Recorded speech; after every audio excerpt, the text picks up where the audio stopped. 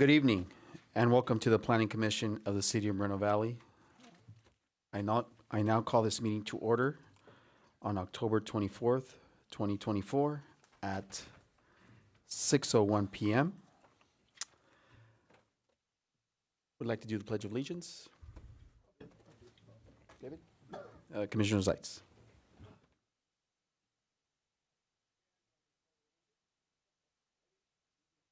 Pledge allegiance to the flag of the United States of America and to the republic for which it stands, one nation, under God, indivisible, with liberty and justice for all.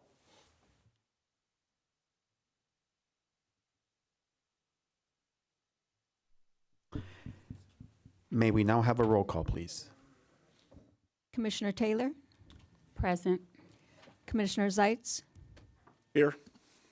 Commissioner Terrell, Here. Commissioner Stefan, Present. Commissioner Dejanay, Here. Commissioner Cobian has an excused absence, Vice Chairperson Baker, Here. Chairperson Gonzalez. Here. Thank you. Before we move on, some of the commissioners, have any of the commissioners met with the applicant? And please disclose it if you have. I met with the applicant. I met with the applicant. I was being advised by the city attorney to publicly disclose to everyone that I met with the representative of the applicant and to review the proposed project. And the issues we discussed there was basically the Pacific Plan Amendment, the renderings of the project. And I was doing my homework like I do with any other stakeholder in the community. Thank you, Commissioner. I also met with the applicant on another related issue, but we did have, I did get a chance to look at it, but we didn't discuss it. Thank you, Commissioner Dejanay. Anyone else? No? Okay. Thank you. Now we move on to the approval of the agenda. We are now going to move to approve the agenda. May I have a motion, a second, to approve the agenda? I'll move to approve the agenda as submitted. I'll second. Motion made by Commissioner Baker and seconded by Commissioner Steffens. May you please start the vote?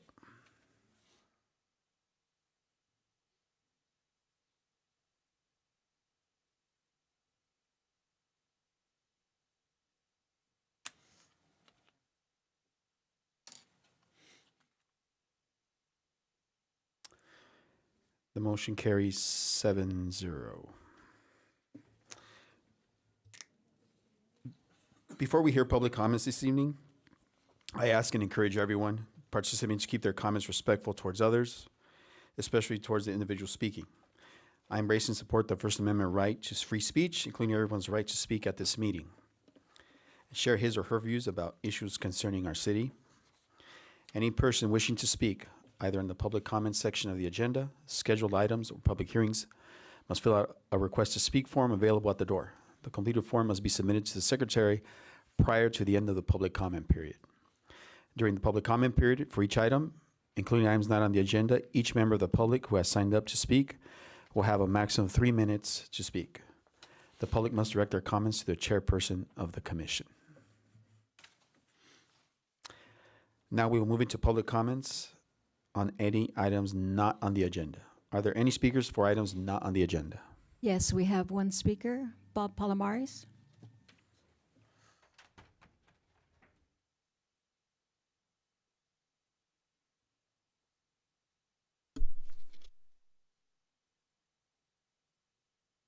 Good evening. This is on the town center, correct? The project? The Aquabella specific plan. Oh, okay. Well, anyway, This is public comment. Or not on the agenda. This is for not on the agenda. non-agenda? Okay, I'm gonna hold off until, thank you. Thank you. I've got one for non-agenda. I just came in, but Okay. we That's, do a non-agenda comment? yes, we are. That's fine. So, I wanted to say, Pardon Wow. me, I'm sorry. May I have your name, please? Roy Bleckert. You don't know my name? Gee, Sorry, sir. I'm kidding. My popularity's dwindling. Anyway, so I wanted to say this while everybody was listening, so everybody will have a clear picture for later events. Your community will get the development based on how the economic activity is in your area. One key point that is never mentioned, you never hear it mentioned at city council, you never hear it mentioned here, you never hear it mentioned hardly anywhere. You hear a lot about household income. But that is not the key number. It's per capita income. You can have a big household income in your area like that, say you got 100,000. But if that's divided up between 5 people, that means you only have 20,000 per capita. Let's say you only got 50,000 household income, but there's only one residence. The per capita income's at 50,000. They have the one, even though the household income is only half, your discretionary or your per capita income is 250% higher, even though your household income is. That's what determines, oh, we want new restaurants, we want fancy restaurants, we want new this, we want that. That's what determines what comes into your community. If your community has a low per capita income, that means the discretionary income isn't there. So when you hear people come up and they ask for this, and I don't disparage them for asking, but the reason why you don't have or have certain amenities and things in your community is largely based on that per capita income number.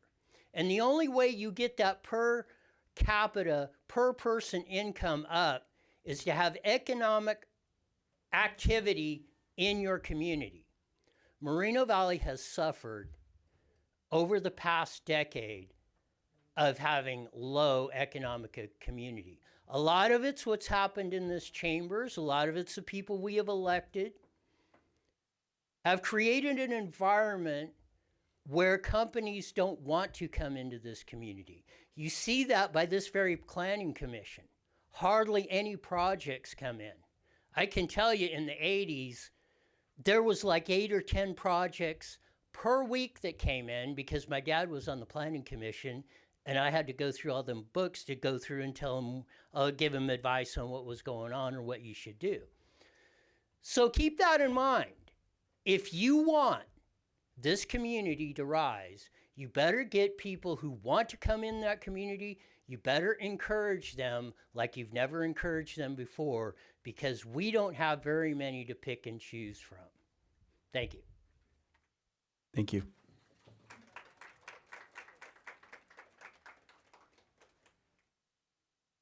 Do we have any other speakers? No. We have one more speaker, Luis Palomares.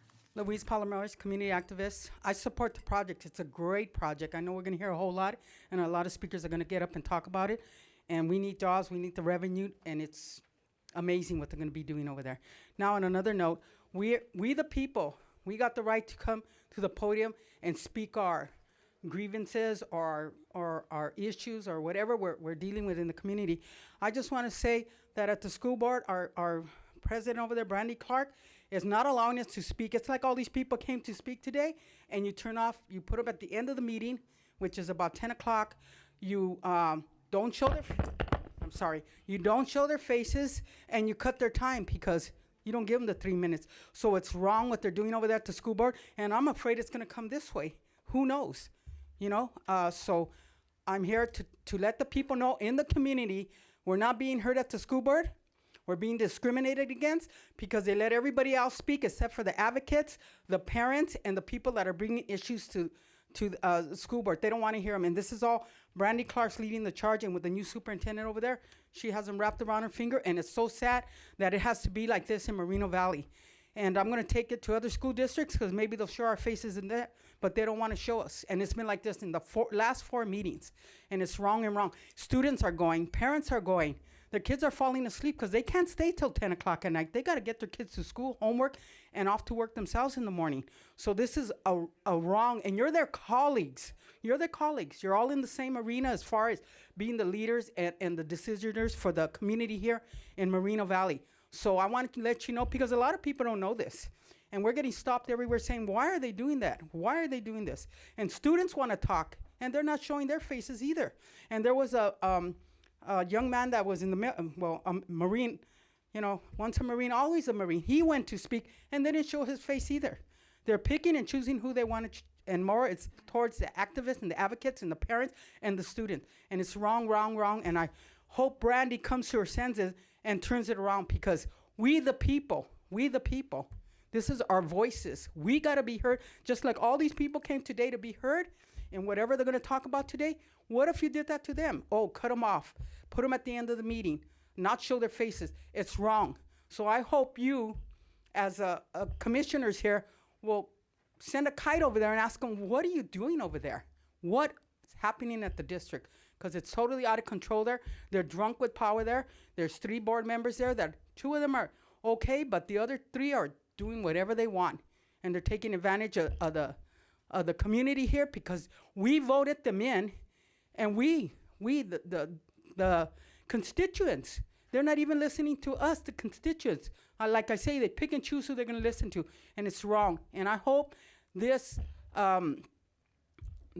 commission board finds out what's going on over there, because they won't even give us the time of day. It's wrong. Thank you so much for listening to me. Thank you. No more speakers. Thank you. The next item on the agenda is the approval of the consent calendar. All items listed on the consent calendar are considered to be routine and non-controversial and may be enacted by one motion unless a member of the commission requests that an item be moved for separate action. Items withdrawn for report or discussion will be heard before action on the consent calendar. Questions or comments from the public on the consent calendar matter must pertain to the subject under consideration. At this time, would any commissioner like to pull item on a consent calendar for a separate board of discussion?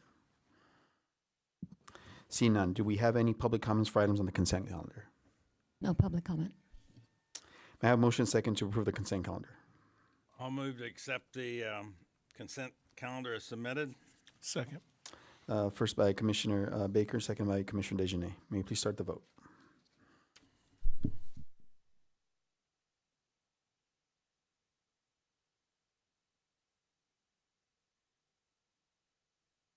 Motion passes 7-0. Next on the agenda is the non-public hearing items.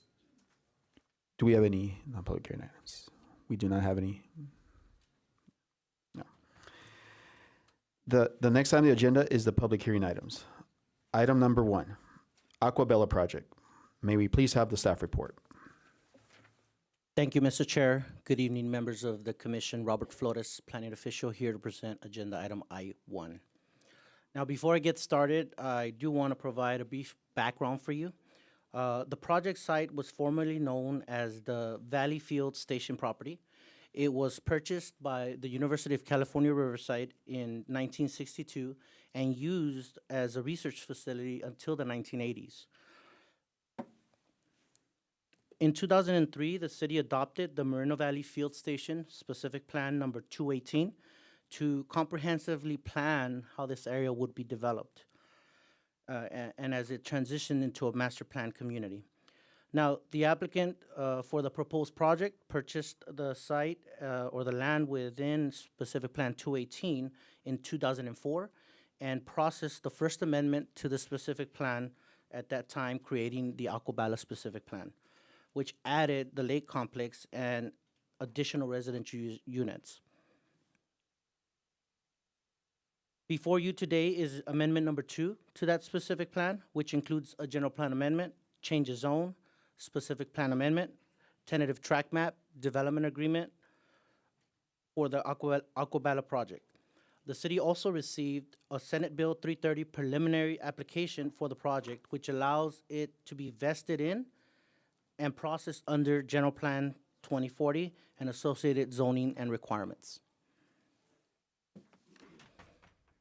Now, the Aquabella site is located south of Alessandro Boulevard, east of LaSalle, west of Oliver Street, and north of Iris, as shown on the slide there within the black boundary. Now, the proposed project or the specific plan amendment is identified by the black border on this slide here, which excludes the existing high school and the medical center areas and the existing multifamily property at the northwest corner of the specific plan. The land use designation. The land use designation within the specific plan boundary is downtown center, including the 10-acre site that is being added to this within the specific plan as proposed by the general plan amendment. The zoning designation within the specific plan area or boundary is downtown center as well, including that same 10-acre site that's being added to the specific plan. The specific plan land use plan, as shown on the slide there, identifies various land uses, including high-density residential throughout the majority of the specific plan and some areas of open space.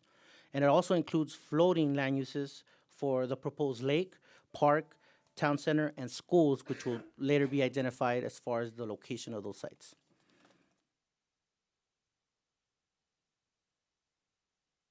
The proposed project also includes a 26-lot finance map subdivision, as shown on the screen there, that will allow for the sale of each of the lots that may further be subdivided as the area develops.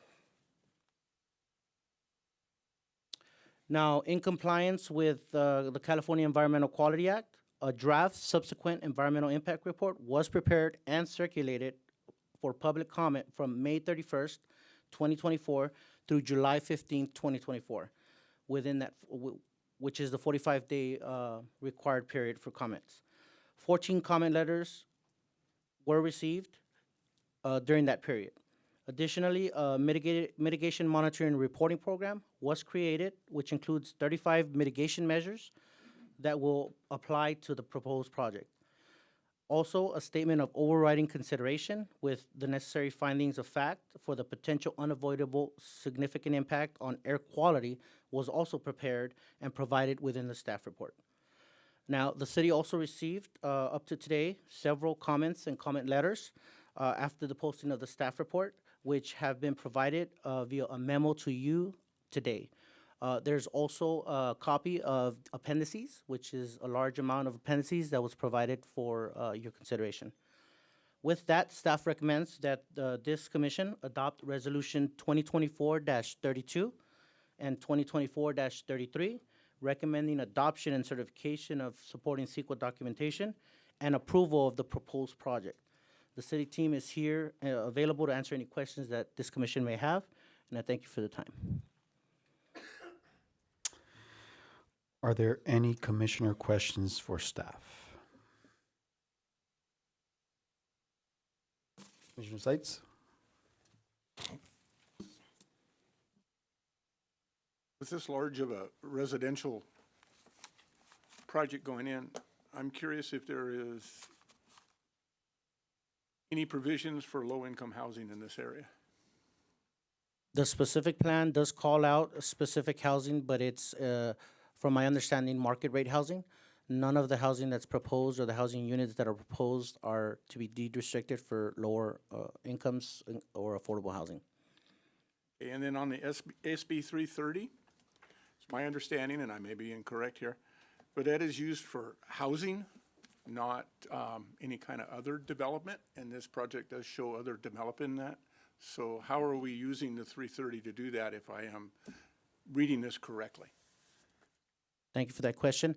Senate Bill 330 does apply to what's considered a housing development, but that can include a full residential housing development, or it can include a mixed-use development that it has at least 2/3 of the area dedicated for housing.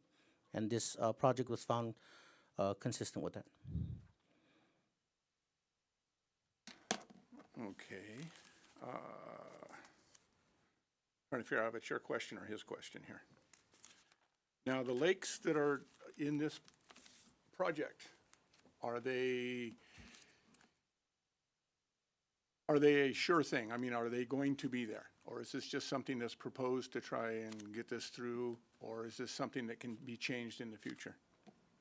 The specific plan does call out a lake and lake promenade as part of the 80 acres that are proposed within the specific plan for parks and open space. Parks and open space is a requirement from Quimby state law and our municipal code, and that is part of it, so it will be required as the project develops. Okay, so if they wanted to remove that, they would have to come to us as a commission to change that, or would it be a mandatorial thing? Any changes to the specific plan does have to come to the planning commission and then to the city council for revisions, major revisions to the specific plan. And the specific plan does call out the lake as part of the parks and recreation.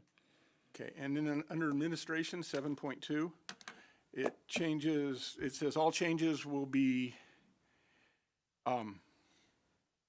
not brought back to the planning commission, will be a mandatorial. So there's specific provisions within the specific plan implementation section that speaks to how to process entitlements for this site. That includes interpretations, that also includes minor revisions and updates, necessary updates, technical updates, I would say, to the specific plan that could be administratively done, but it doesn't include major changes to the specific plan. And major changes would be removing, say, a shopping center site and making it housing and something of that nature. Usually, the major changes would include intensity and the uses that are allowed within the specific plan. And the lake and the parks and all the residential are all considered uses. Is there any way that we could change that any changes done in this project will have to return to the planning commission? The recommendation from staff is approval as presented, but it's the purview of the planning commission to make their recommendation. That way we kind of keep a little bit of a leash on the project. I believe that's all the questions I have for staff at this time. Any other, Commissioner? Mr. Chair, I have a couple of questions. Okay, the parks. Who will decide the type of parks? The parks that will be set aside, well, I guess with the Quimby fees? Who will determine whether it be a pickleball or basketball courts or those, who determines that? So Quimby kicked in because the site is being subdivided and there's a specific amount of parks that are required based on what's being proposed. So right now, the specific plan is more of a conceptual plan. There's no detail or too much detail. There's guidance in there and specific requirements when the site develops. But when parks and open space is going to be part of the development, it does go through the city process, and our Parks and Community Service does review that and applies the necessary requirements so that it can be developed appropriately. Follow-up. Okay, again, so the parks is determined by the city, but who would determine whether it's a pickleball court or soccer field or basketball court? That's what I get at. Who decides? Who determines what type of field? So the specific plan does speak to it provides guidance on what can be considered, but ultimately the programming of the parks does fall in the city's responsibility, specifically under our Parks and Community Services. Okay, and now another question. It's a different question, and that question is: will the park acreage for the project will impact the existing parks? Meaning, when we will, I understand that the point that the parks that's there is for the residents, but it's not going to, so it wouldn't impact the other parks in the surrounding areas. So the Quimby requirements that are applied to this project are intended to capture all the required parks and open space that are created by this development.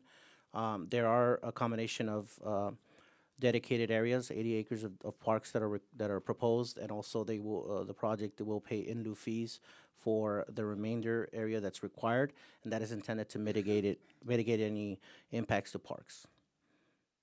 Thank you. Any other questions? Oh. I have a question. Go ahead. The lake. Is the lake recreational, like boating, fishing? What kind of lake? Like what activities are taking place at the lake? Again, the programming is not yet determined. It's more of a conceptual area, but it is a public open lake because it is part of the Parks and Open Space. Commissioner Stevens or Dejanay? Okay. Okay, I noticed when I was looking over the whole project itself, there's going to be, is there going to be a new police department in there? And is there going to be a new city hall? Is everything going to be shifted over there to the town center once it's done? And, because I noticed that they're having some of those things in there, so I was wondering who, you know, is that eventually going to happen? Is that the plan? There are no plans to move City Hall from its current location. The City Hall campus is well established. Well, yeah. And with regard to police and fire, the applicant is required to pay development impact fees as part of this to cover the impacts associated with police and fire services. Okay, maybe I was mistaken, but I thought I read something about that in here where they were gonna be having, so I was just wondering, since it's gonna be considered like a downtown area and we don't have one, that they were gonna be moving some of the stuff over there. So as part of the project, there is a community benefit for a 28,000 square foot senior center. That would be incorporated into the downtown, into the commercial area of the overall development. So the the one we have right now that we're expanding on will eventually not be there? It's gonna be in this project, or what? That's not, no. Additional. Not two, So we're gonna have two senior centers? two senior centers. Okay.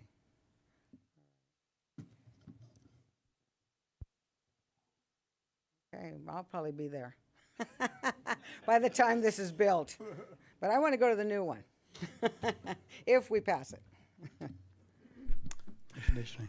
Yeah, my question is more for the city attorney. Once you had given us information about, remind me of my schema of my overall view on the decision-making process of me in this governing body as far as litigation is concerned. Like, what is my ability to make a decision based on litigation? I remember you reminded me of that once, and this body once, and I was wondering if you could give me a little more information on that. First of all, your scope of your decision-making authority should not be based on any threats of litigation. It should be based on the facts and the merits of the project as presented to you. Yeah, I think that, yeah, okay. Yes, so, That's what I thought. yes. Okay. No further questions. Sure, go I ahead. have a different kind of question, but traffic. Okay, the VMT versus the LO. What is that? LOS. LOS. Now, according to what I read, there's no traffic impact under the VMT, based on what I read in the CEQA documents.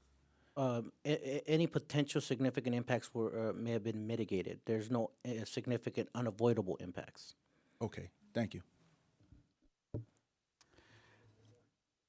Go ahead, Commissioner Zaitz. Real quick follow-up. With the senior center, is that being built on park property? The senior center is outside of the 80 acres that are being Out of the proposed. 80 acres? Okay, thank you.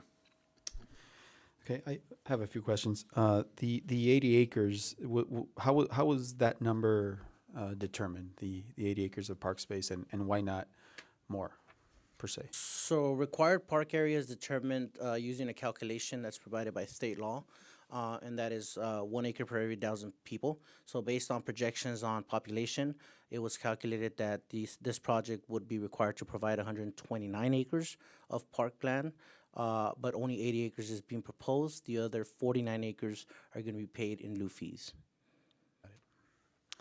Now, if and I know you mentioned that the the park, the park areas, the composition is not necessarily, it's conceptual, right? And it has to go through a city process.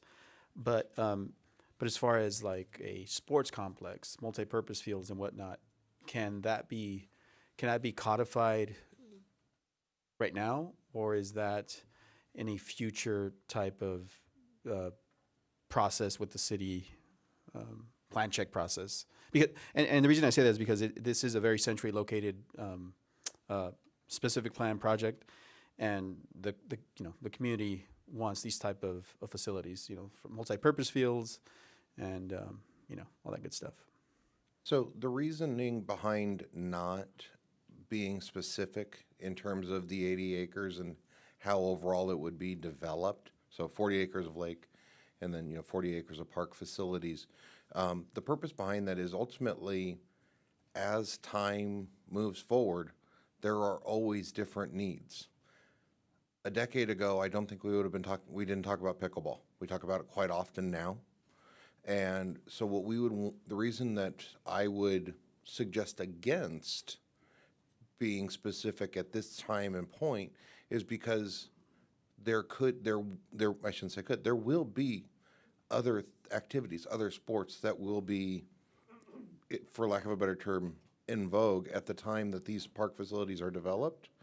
And we ultimately want to make sure that as we're developing the parks, we are developing them based off of what is actually desirous of the community, rather than setting something in concrete today that ultimately in 2, 5, 10 years isn't something that anybody's using, and we have to, and we have to either amend the specific plan or we need to do something else, whereas we have the flexibility to work between our Parks and Community Services Department and the developer based off of our Parks Master Plan to actually program it appropriately at the time it is being constructed. Thank you. I just wanted to add, I can understand your analogy because years ago there was golf courses. Let's just put that into perspective. We had that one golf course out there, it became obsolete. They were going to do it again, and it's just a can of worms. So basically, I can understand what you're saying. Some sports, some cities just don't do them. They're not viable, and others they are. So I can understand what you're saying. Now, will the city make the determination on that, or will the developer?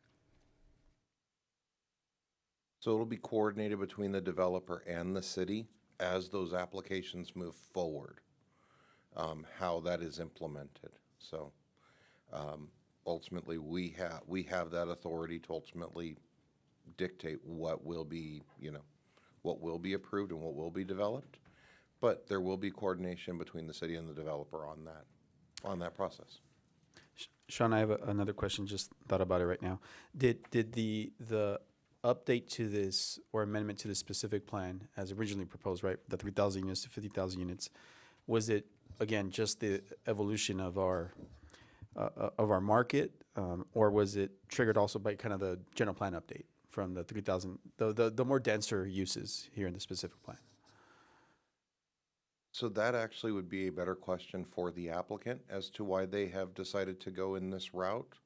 And the project was approved many, many years ago, and ultimately it never developed when it was originally approved. So, it would only be conjecture on my part as to why that didn't occur under that previous development and why they're pivoting today. But that would be a good question for the applicant.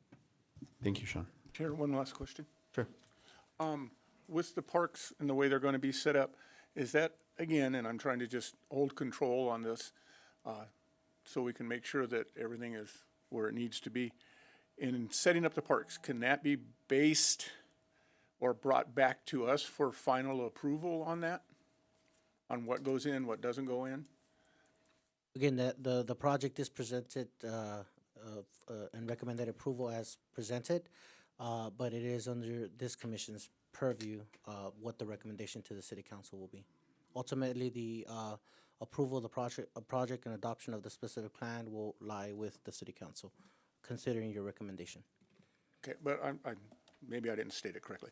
But in developing of the parks, of what's going to be in the parks, I understand it's gonna be with the park director and the city manager, or whoever it may be, internally in the city and the developer. Can that be brought back to us to make sure that we are getting every bang for our buck that we need to get? And then that way we can be more transparent to the public of what they're getting, and it won't be a surprise, it'll be out in a public forum. Based on the proposed project, the development of the parks is gonna be done through the staff and the developer, like, Assistant City Manager Kelleher said. But it's in your purview to, approve this project, deny this project, or approve it, as revised. So you can propose revisions if the applicant accepts and, move it forward that way. In other words, I believe the planning commission can make a recommendation to the city council that the amenities that are going to go into these parks be brought back to the planning commission at a later date for review. And I'll just add one more point is anything that is ultimately recommended, anything that is implemented by Parks and Community Services is going to be based off of the needs expressed within our Parks Master Plan, which is adopted by the City Council. So they're not going to be implementing something that is not part of the City Council's adopted master plan. That's just not something that they're going to bring forward. So there's already a level of review as to what Parks and Community Services is directed to do, which is based off of that master plan.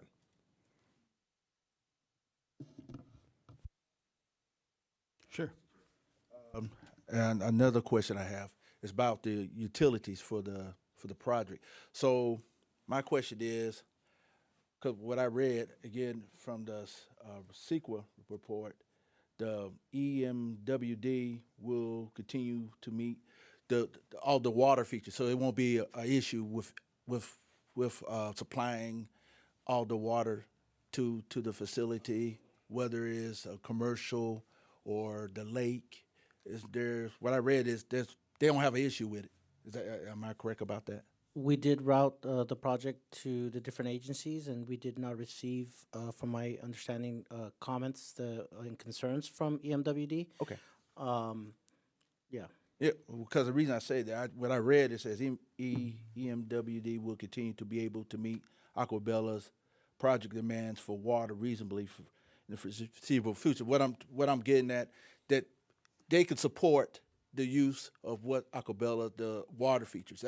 That's what I'm saying about the other utilities that will supply there, that there won't be an issue with that. So with the subdivision, or every subdivision, I should say, is required to work with the water district to obtain what's called a will serve letter. And that was a process that this project went through.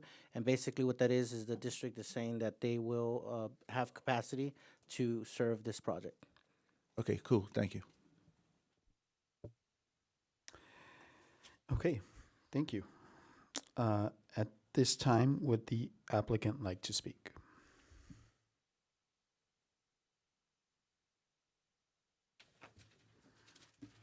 Good evening, commissioners, and staff, city staff. My name is Ido Benzivi, the president and CEO of Highland Fairview. Many of you I know for many, many years, and happy to be here again with the Aquabella, the downtown center. I also want to thank a lot of people who showed up today. I know people are busy with their lives, and they came out here to both comment, hopefully support as well. But I want to thank everybody and also take the opportunity to thank staff. You see this day sort of at the culmination of about 2 years of work, a tremendous amount of work done by staff, tremendous amount of work done by a technical team, extensive technical team, to make sure that everything is done properly, correctly. Then, as you know, a draft EIR was circulated, so the public had the opportunity to scrutinize it, others could scrutinize it, have questions, those questions have been answered. And so we feel that we have a very good plan that's essentially consistent with the city's vision of the downtown. So the downtown zoning that we have and the number of units are actually consistent with what was the general plan vision as adopted by the city, although we understand it's currently being challenged legally by some groups that want to have this plan reviewed again. But nonetheless, it's consistent with that vision that the general plan had. So in that sense, we think, like all other residents, and I am a resident out here, that we want a downtown. We want something that we can enjoy. We don't want to be going out of town for entertainment, going out of town for restaurants, going out of town for other things. And so what we planned is a downtown at the right scale, at the right amenities. Some of you are discussing what amenities will be at the park. And the answer is there will be those amenities that will be attractive at the time, but mostly will be consistent with the city's park vision, right? We can't deviate from what is. And obviously our proposal will be consistent with it, or they will not be consistent with the plan and therefore could not be approved. So we think the staff is very diligent in pursuing and adhering to the city's directives and ordinances, so we feel very confident. And we have a long history of working with the city and staff to develop properties here, so we feel very comfortable with the process. But the way it's set up, and I think in staff's wisdom, they will streamline the process to the extent that we can get housing and things built faster and provide the housing and the amenities the community needs in a very judicious, but in the most expedited manner we can to make sure that things happen, quickly. Some of you know we've been in the development process, in timely process for years. It's a good thing I was young when we started because it took a long time, but nonetheless, we're happy that we're at the stage where now we can start implementing our project. So I want to thank everybody today, and thank you for your consideration. And again, thanks staff, and thanks everybody that came out for the project. Thank you. I'd be happy to answer questions if you have any. After I saw the presentation of the downtown center, I kind of realized that I had seen something similar to, is it like the LA Grove in Los Angeles?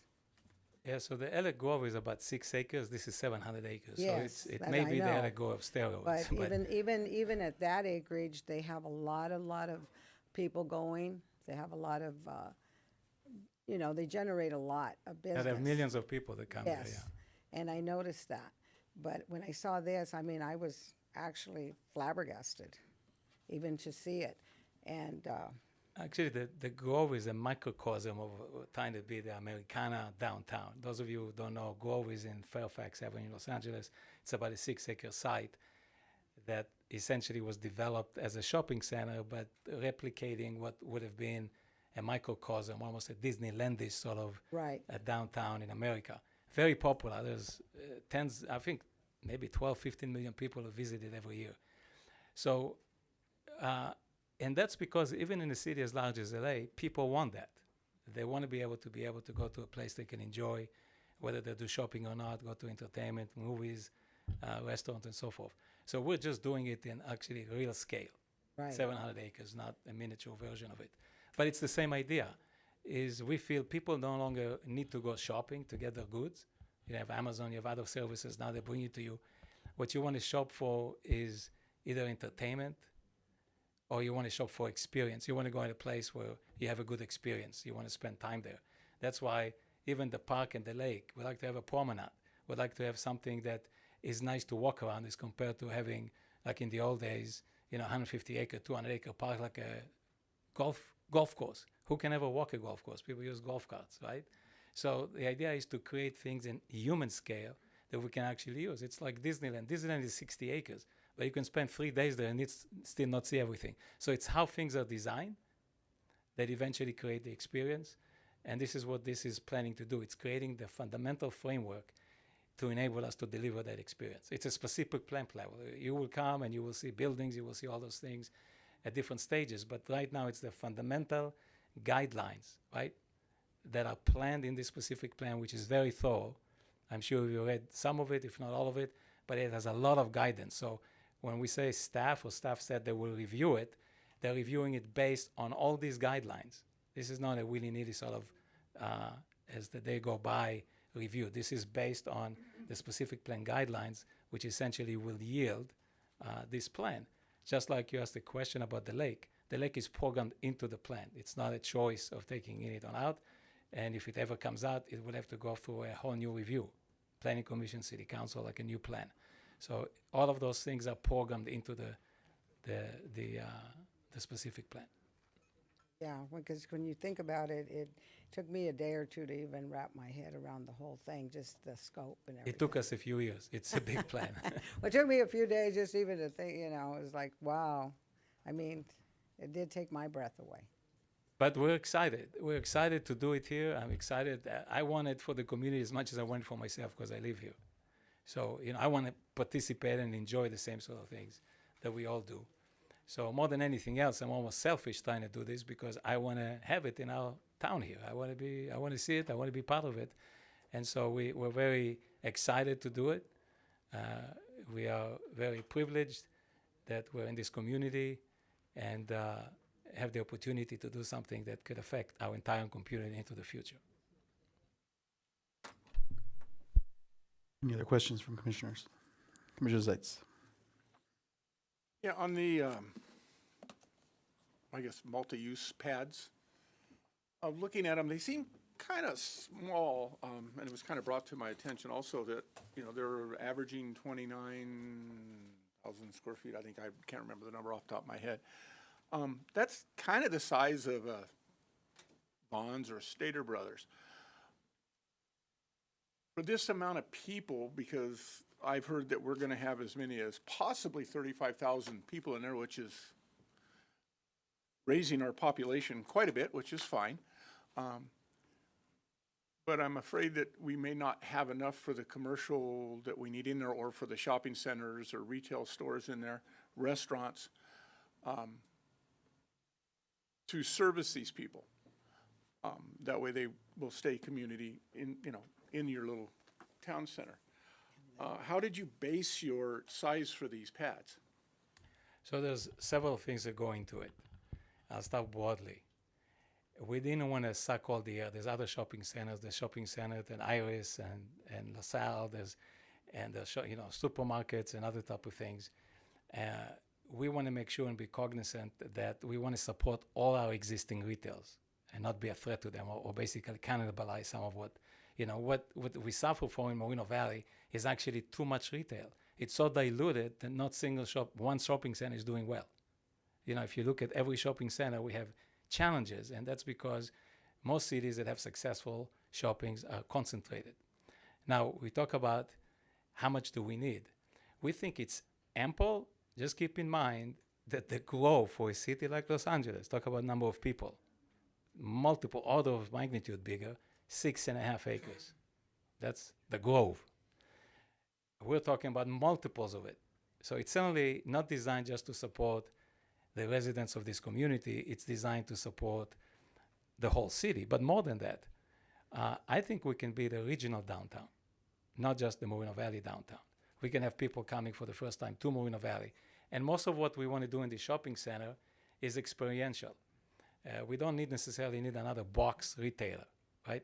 But what we want is nice restaurants. We want to have places to work. So those don't take gigantic footprints. They're not like Costco's or Walmart's. They take smaller footprints, but we want many of them, and we want to do it in a village atmosphere, like the Grove. Those of you who mentioned the Grove, it's not going to be a copy of the Grove, but in the same idea where you have a lot of activity happening, and it's walkable. If you get something too large, how many of you actually went into a shopping center and parked one place, and to go to another retailer, you get in your car in the same parking lot and drive across to another store?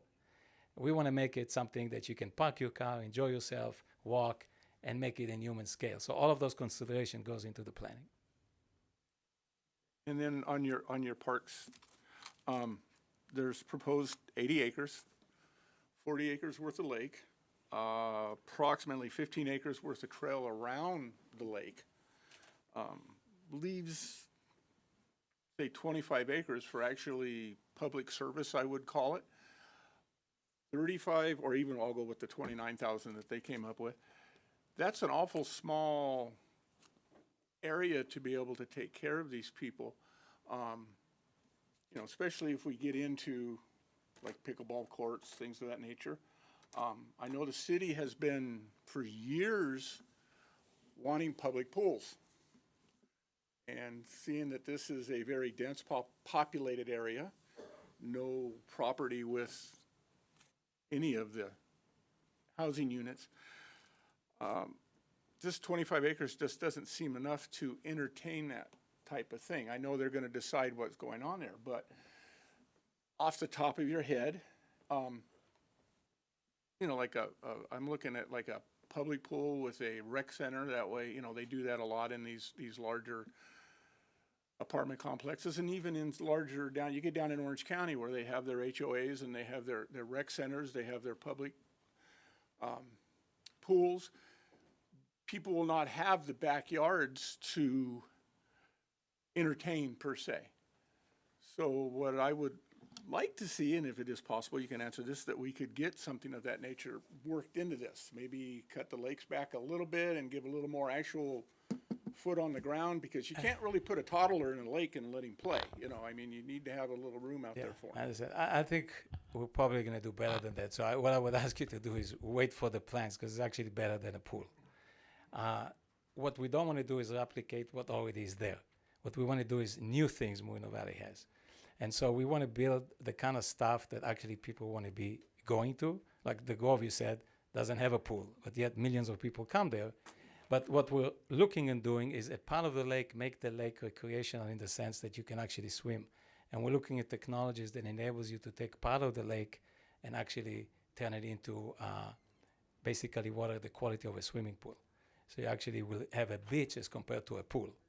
So if you bear with us as we develop it, I think you'll see that there's a lot more here.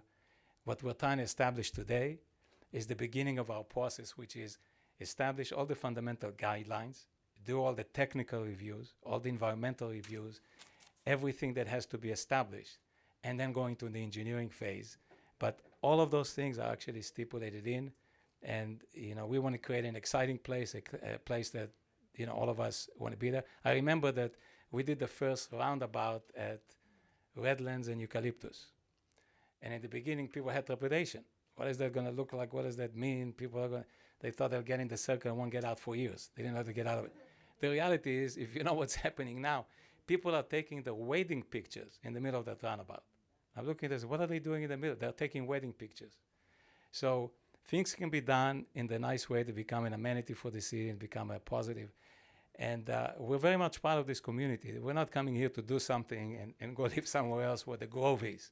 And we want the Grove here, right? This is why we're here.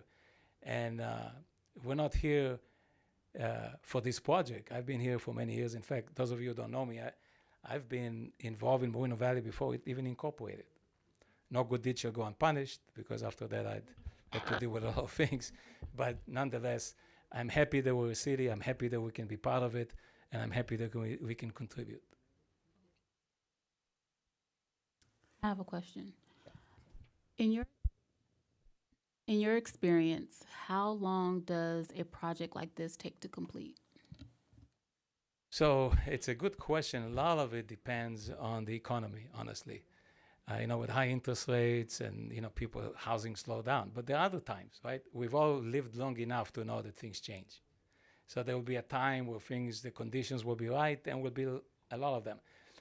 If I had to sort of guess in a normalized condition, we probably can do 1,000, 1,500 to 2,000 units in a year to 2 years. So if we move at that clip, we can probably done the soonest, probably in about 7.5, 8 years, and up to 15 years, depending on what the economy does, demand for housing. One thing we absolutely need is housing. You know, we have a crisis in the state. We need housing. So if the conditions are right, there's tremendous amount of people that want housing. And this is going to provide, don't forget that we have the World Logistics Center. That's going to produce thousands of jobs. And one of the things that we need to make sure that we have the housing stock available to house all the potential companies who could be coming in. So do you already have developers that are interested in housing and developing the houses? Almost every residential developer is clamming for lots to build housing, but we're builders ourselves. But we're developers, as you know, ourselves. So whether or not we go out to other developers, but the demand for housing is very strong.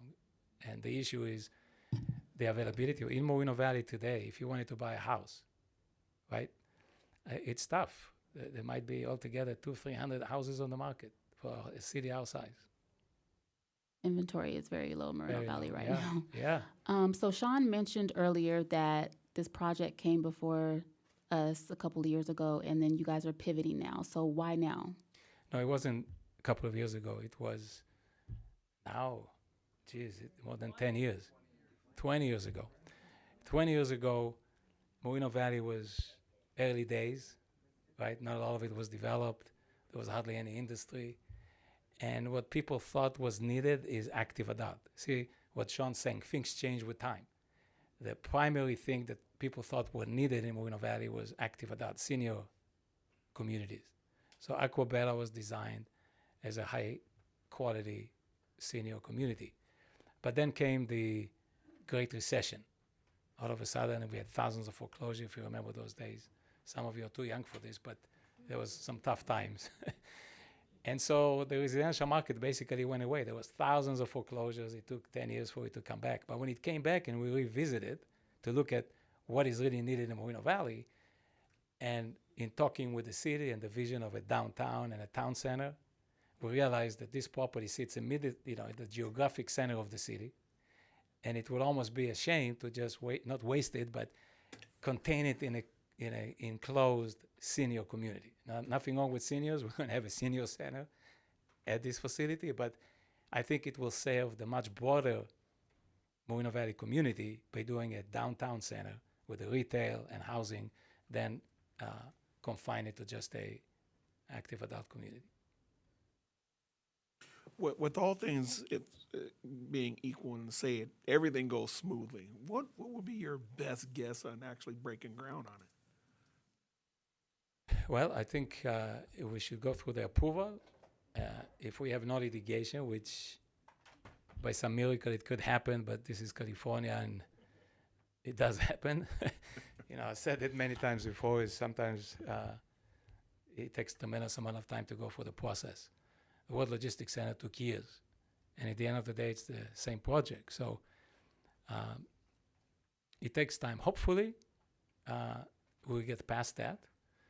And if we get past that and economic conditions come back to fairly normal, conducive for housing, we will be building them as quickly as anyone can build. Mr. Chair? Sure. Mr. Benzivi, I have a question or two. This development will be, I'm reading in the ERR, it says about project design features. So this project will be all electric development. That's what I read. What? It says it requires all electric development. All project-related residential and non-residential development shall use all electric appliances and uses. Yeah, there's no natural gas, it's all electric. Oh, so there's going to be no gas stoves then? It's all going to be, everything going to be electric? It is, yeah. Solar tops, solar panels and all the... But let me ask you this one question, though. I saw something about cool pavements. What are those? It's sort of a technical term where, the pavement itself, like the concrete, instead of radiating heat, you're trying to use materials that don't add to the heat island effect, right? So you're building to high environmental standards. I won't get technical, I won't bore you with the details, but essentially it's a tool to reduce, the heat effect. So this is mostly, the project itself is towards a more environmental friendly project. That's what I read. Yeah, what this EIR does and the mitigation measure the city imposed, trying to maximize and reduce any potential impact to its bare minimum. So all of that effort really, if you think about it, this tool called the EIR and everything else we're doing was all designed to reduce all possible impacts. And we were successful in many of them with mitigation measures to reduce it below level of significance. Thank you, sir. I appreciate it. Thank you. I saw something in there that said something about exchangeable electric bikes or something like that. Exchangeable? Yeah, like I guess people could ride up. We thought of different ideas. For example, if you have a pool of bicycles that people can use around, you've seen it in some cities, where you get around. I have some other ideas, and we're looking at other ideas to minimize. I hope that by the time we're all said and done, the adoption of zero emission vehicles will be much more robust. We're going to provide the tools to enable that to happen there. Also, as part of the World Logistics Center, we have mandated and provided a grant for people to buy both electric cars and electric trucks. So we're hoping the adoption, to prime the pump for the adoptions for zero emission vehicles in Moreno Valley. But there'll be a lot of features like that that we'll try to incorporate into the project to try to make sure that it is zero emission. So with my 2 zero emission vehicles, I go to this downtown area, I'd be able to park and charge? Yes, absolutely, absolutely, yeah.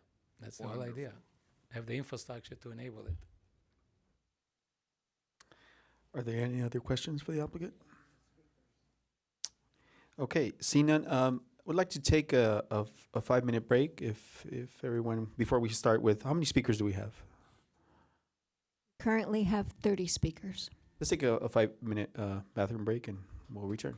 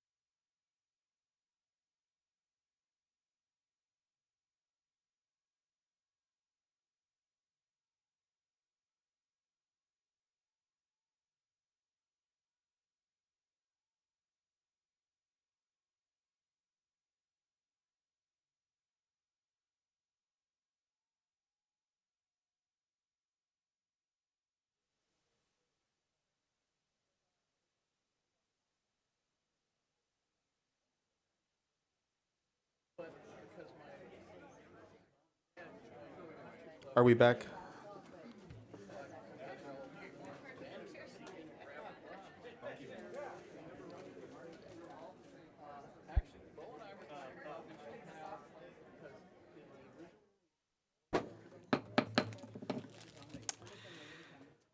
Okay, it is 7:15 p.m. The clerk will call upon each person who has requested to speak. Each member of the public wishing to speak will have a maximum of 3 minutes to speak on the public hearing item. Please, it's 7:15, so please be cognizant of the 3 minutes. Thank you. Do we have any public comments? We have 31 speakers. The first speaker is Steve Hilton, followed by Eunice Kang, then followed by John Menke. Thank you.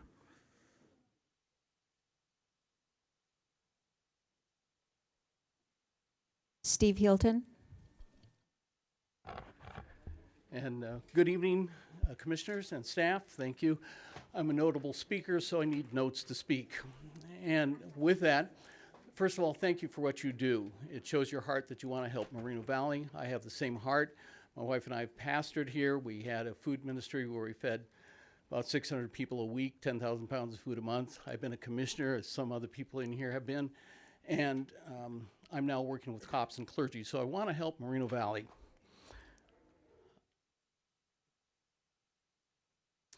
Now, with that, my topic is, of course, the Aquabella project.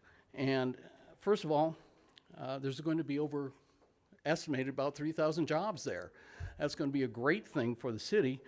I've worked here twice in Moreno Valley, and getting out of your front door and getting to work in 15 minutes is a fantastic thing. I loved it. And so with that, we're going to have more jobs and subsidiary businesses like copy machines and things like that are going to be needed for all of that. And with that, we're going to have more professionals in Moreno Valley. I've worked twice again in Moreno Valley and loved it. There are others here. Now, the last job I had, I was in Anaheim. It was 2.5 hours on Friday to get home. And others have worked, that work here have longer rides. So 15, 20 minutes to get to work, it's wonderful. Now, the lake, I love the lake idea because, first of all, it's water features, especially waterfalls, put out negative ions, which make you feel better when you're on the water. And with that, I used to go, anyone remember Disneyland Hotel when they had the lake in the middle? It was a go-to place. I took my wife, my fiance, and she's now been my wife for 45 years, but we went there, and I worked not too far from there. We'd go there for lunch. It's a place to go, like Aquabella will be.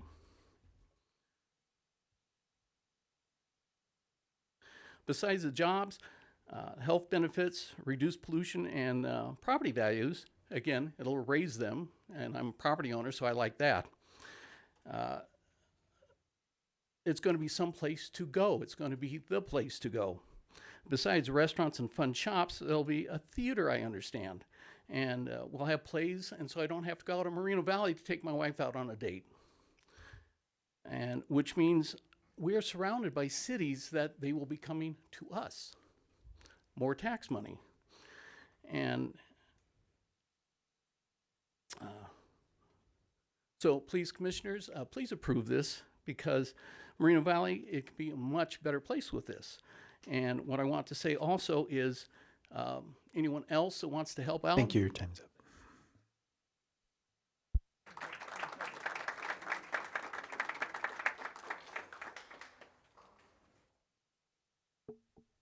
One moment, please. Next speaker is Eunice Kang. Good evening, commissioners, and I'm really proud that you let me speak on this issue in favor of this downtown center. It's going to be a lovely addition to our community. Be a place where we can be proud to take our children and our grandchildren and our guests, and people will come to our city instead of we have to go here and there for recreation This will be a really nice addition to our city, and it'll provide us with revenue for the city as well as jobs. I used to, well, I'm not working anymore, but I used to travel down to Century City in Los Angeles every day to work, so I know what it's like to have to commute out of the neighborhood in order to work. We need jobs in this city, and this won't help me any because I'm retired, but it'll surely help our city. And that's all I wanted to say. Thank you.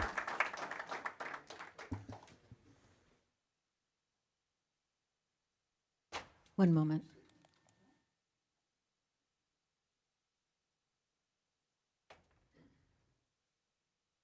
Our next speaker is John Menke. Good evening, commissioners and staff. I'm John Menke. I'm a 35-year resident of Moreno Valley. I'm a small business owner in Moreno Valley, and I'm also speaking to you tonight on behalf of the Moreno Valley Chamber of Commerce as its vice chairman. When I moved here to Moreno Valley 35 years ago, Moreno Valley showed terrific promise. We had high-end grocery stores. We had restaurants coming in that were nice high-end restaurants coming to Moreno Valley. But the rest of the promise of Moreno Valley never really came to fruition. Through all of the economic downturns and other things that happened in our city, we never saw the real promise that the founders of our city 40 years ago had in mind. And now, here, 40 years later, we are finally seeing a project that brings that promise back to Moreno Valley. We're seeing a project that will bring badly needed housing. If you want to correct our housing problems and the affordability of housing, you need to build more housing. And this project does that. This project, and one of those things I always say about, I love about Moreno Valley, is our proximity to everywhere else. And this project is one of those that will bring people from other places in. This is a regional draw for Moreno Valley, something we've never had. And finally, it adds a downtown.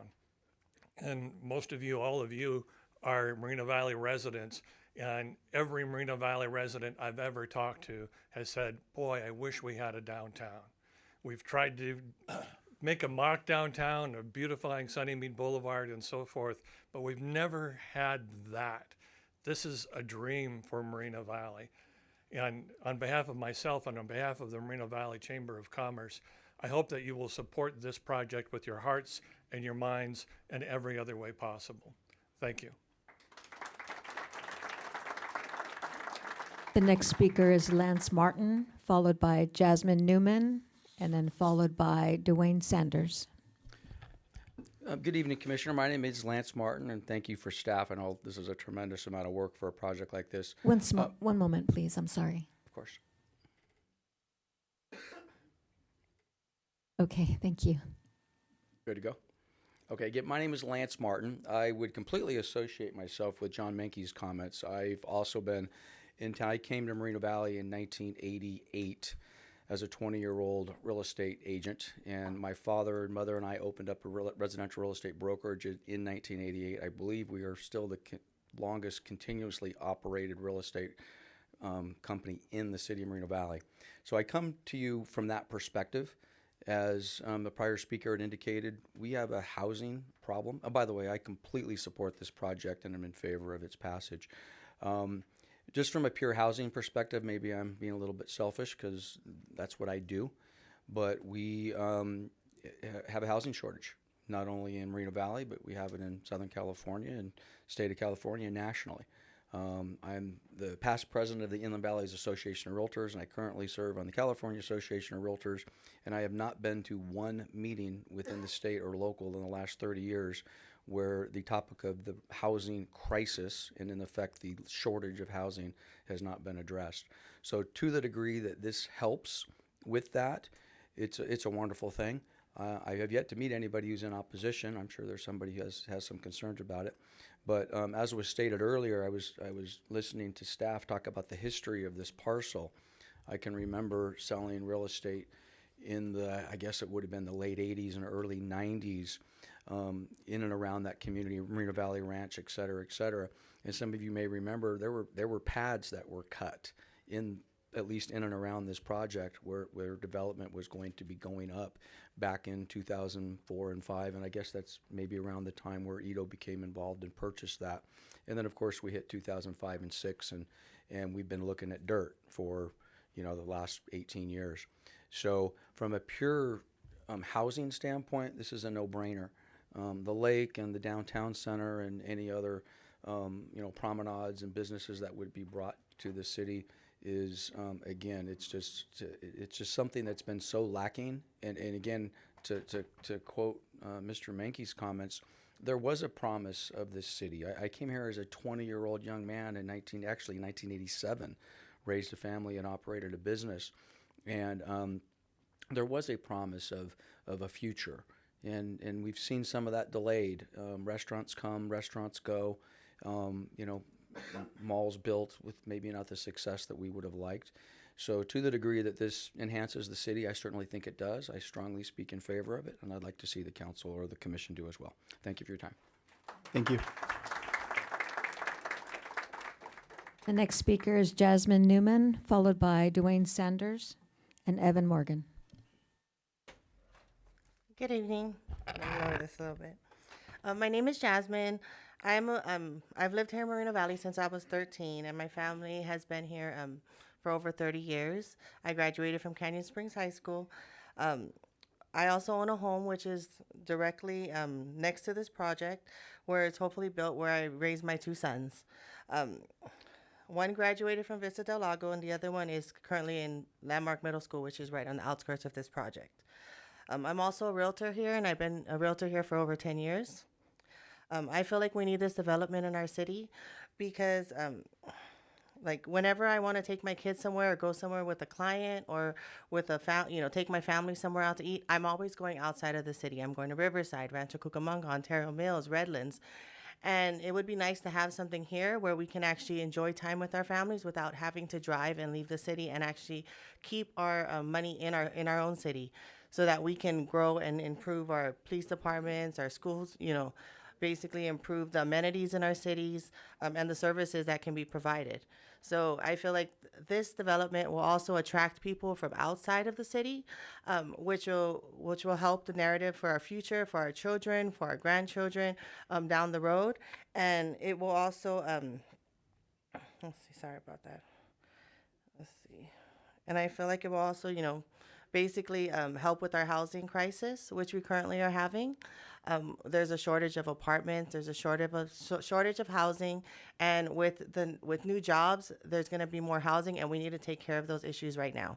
So, I mean, I've driven by this lot because it's right next to my home, and I've looked at the property, and I've always imagined, and I'm really excited to see what they're planning for it. And I've seen the plans, and I mean, I feel like it's an amazing addition to our city. Thank you. Thank you. Next speaker is Dwayne Sanders, followed by Evan Morgan and Eric Von Misner. Good evening, everyone. I just wanted to bring a little joy to everybody, so I'm gonna sing a song. No, I'm just kidding, no. But no, I've been a resident here and a homeowner in Moreno Valley since 1985.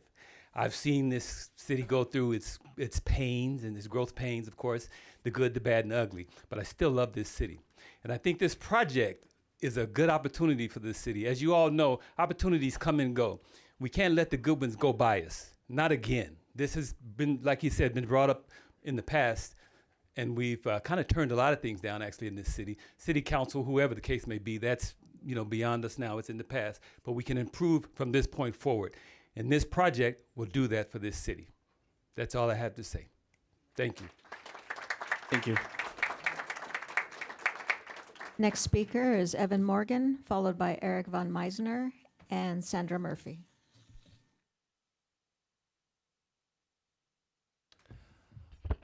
Good evening, everybody. My name's Evan Morgan. I've been a resident here since '92.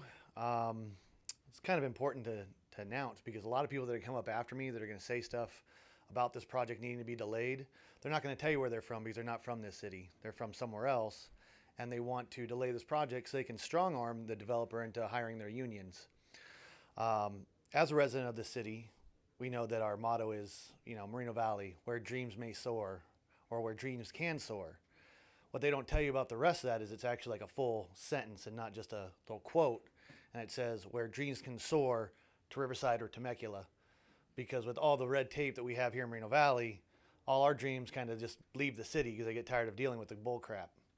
They get tired of dealing with all the people coming in here, trying to strong arm you guys, trying to hold things up, trying to litigate every project that comes up on the agenda. You have a bunch of stupid stuff that's just continuing to stifle our growth. I remember coming here as a kid and meeting city council members at school, and they were telling us, oh, we're going to have a water park, and we're going to get a minor league baseball team, or we're going to have the city of, or the Field of Dreams come here, or the big league dreams come here.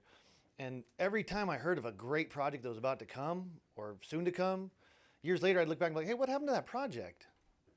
It never got approved. It ended up moving on down the road.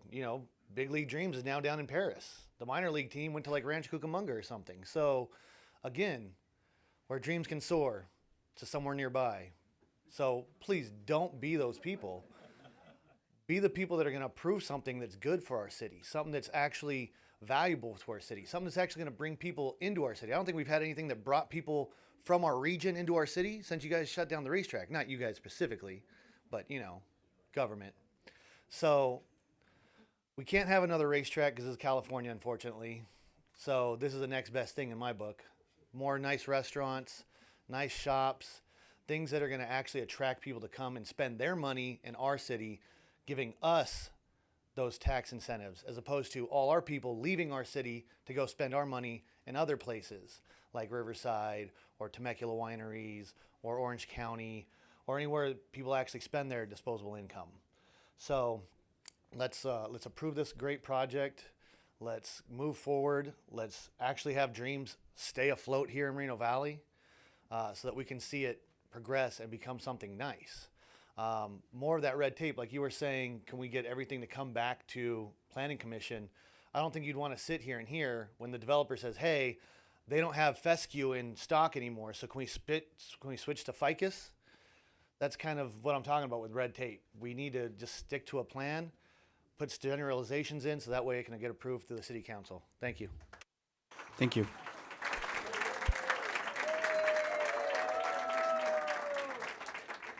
The next speaker is Eric von Meisener, followed by Sandra Murphy and Edwin Quinones. Thank you. Eric von Meisener. I'm a local realtor. I've lived in Moreno Valley now just over 20 years, in the IE since '89. This is the best thing to come down the pike in this town in a long, long time. Address some of the concerns for affordable housing. One thing you have to do to have affordable housing, you have to have housing. Supply, demand. And one thing building more housing does, it reduces gentrification, which people are worried about, people being priced out of their homes who are lower income. That's because the property values go up. They can no longer afford those areas. Average rent in Moreno Valley right now is over $2,900. It's outrageous. And what we need is more housing, more people staying in town for their jobs. That's also good for the environment. It reduces the traffic. One of the parts of this project that wasn't addressed, that I understand there's supposed to be a performing arts center. As a 9-year member of the Arts Commission in this town, that's something I have wanted for a long time. Mr. Benzivi is stealing my thunder, and God bless him for it, because we can get this actually done. I won't have to go to Palm Springs, Segerstrom Center, LA, to see a theatrical production, to go to the ballet, the opera, the symphony. We can have that right here in our town. I know some people here you say you're from Moreno Valley. I'm very proud to be from Moreno Valley. And people go, what, Scummy Mead? We're still called that. This will change everything for us. And the gentleman who was concerned about per capita income, we will have more professionals. They will stay in the area because of the reputation. And people won't be going, well, they'll still be going there, but locally, they won't be thinking so much about going to the Grove or Hollywood and Highland or all of these. Disney Springs, those of you who have been to Orlando and Disney Springs, you know this project even blows that out of the water. It is that much better. This will be a true destination location. And that changes everything. I think it brings everybody up from the bottom to the top. It improves.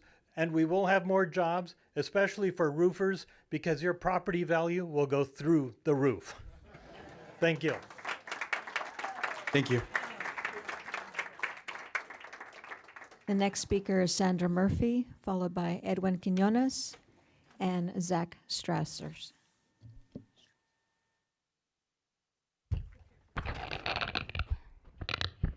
Good evening. It was about time that we have something to look forward in Moreno Valley. After 2008, when Moreno Valley went down, it's been hard to bring it back. One of the things is these housings, it gives opportunity for people, if they cannot afford to buy a house, they might be able to live in a nice area. For the kids, for the young people who are coming there right now, there is just an elementary school, they're gonna be able to find a job. But most of all, you know what? I don't know if you think about it. It's gonna give opportunity to all those owners that they lost their business, restaurants, and small shops. They're gonna have another opportunity in life to get their own business again, because that's what this project is going to give, second opportunity to many people. And first opportunity to young people to start well and be so proud of this city. We've been through a long time of sadness here. When you go to shopping centers and the majority of the shops, they're closed, it's sad because it gives you the idea that we're not progressing. And we have to progress in life. We always have to have a dream to have a better life. Have a dream for the next generations. I might not be able to see probably none of that right now with this project, but I would love for somebody coming behind me and they will be able to enjoy. So please look into all the positive that you can give to people. And what is most is that you made a difference in people's lives. That's the main thing that we have to do. And for God, it was a time why this was stopped, this project, and now it comes into this time because this is the right time. And if this got approved, you know what? In a year, 2 years, we will be able to see the signs of that progress. But not only that, at the moment that this project is open, we will give the opportunity to people to get a good jobs and look into this city that I never saw before and say, wow, I would love my kids to grow up here. I love. Thank you.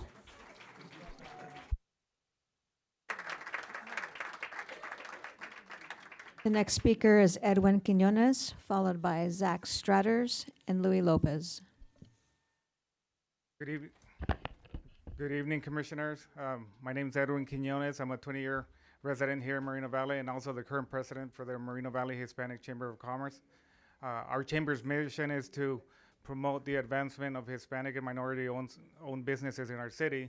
But as part of that mission, we also support any opportunities that allow our city to grow and thrive. And the proposed project is one of those opportunities that allows our city to move a step forward. The project will not only provide and expand our commercial business bandwidth, but it will also bring the needed housing and also provide key amenities that will unite and strengthen our community.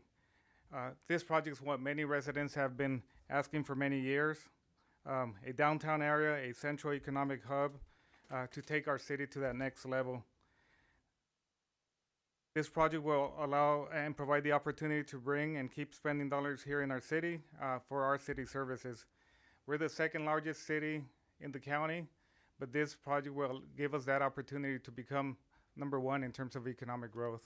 So on behalf of the Hispanic Chamber, I strongly encourage you to approve staff's recommendation and allow this project to move forward. Thank you. Thank you, Edwin. The next speaker is Zach Strasters, followed by Louis Lopez and Rob Ramos. Hi, good evening. Zach Strasters, CARE California. First of all, I want to thank you, Planning Commission, for your time, for your diligence, for your attention. You don't have an easy job. There's a lot of information to consider. As the developer mentioned, there's literally thousands of pages of documentation that talk about the specifics. CARE California also wants to thank all of the staff that put their time in, that even revised the FEIR to make sure that it included the concerns of the community. And there are many things that I could talk about tonight. The first thing I want to tell you who CARE California is.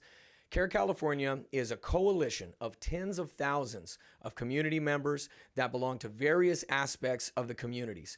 One group that we want to identify is a group tonight here that stands to potentially benefit based on the way that you choose to deal with unmitigatable risk that's associated with this project.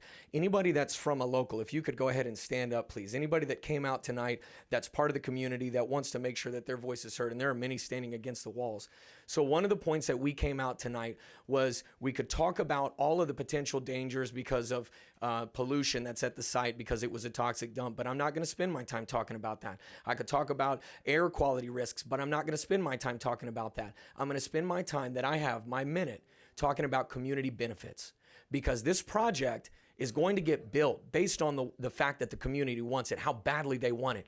But the question is, if CEQA, if the California state government decided that it was worth the while to mitigate the risk by creating some protocol to say, if we cannot undo the potential risks to our environment, what we can do is we can make sure that there's a trade-off so that we can at least get the maximum benefit out of the way that the project is built. These men and women are not villains. They are members of the community of Moreno Valley. They are men and women that will recreate, they will patron these businesses, and if we can get an involved community to be a part of the construction, it does not slow down the dream. It does not slow down the outcome. What it does is it creates an avenue for those who would live in the workforce housing and who would provide money back into the project to be able to have the means to do so. When one of the most important things, and one of the previous speakers talked about it, was second chances. That's what many of these organizations represent. Who I represent are men and women that are hardworking members of Moreno Valley that are looking for the consideration on this project based on what CEQA encourages. If you can't undo the environmental risk, you can at least create a benefit, a community benefit package that creates enough momentum economically to get people involved. What we're asking is for you to consider terms of agreement that allow for these men and women to be a part of the project, and it is absolutely 100% in line with what CEQA encourages us to do. So consider your men and women on this project. Deny if we don't. Thank you.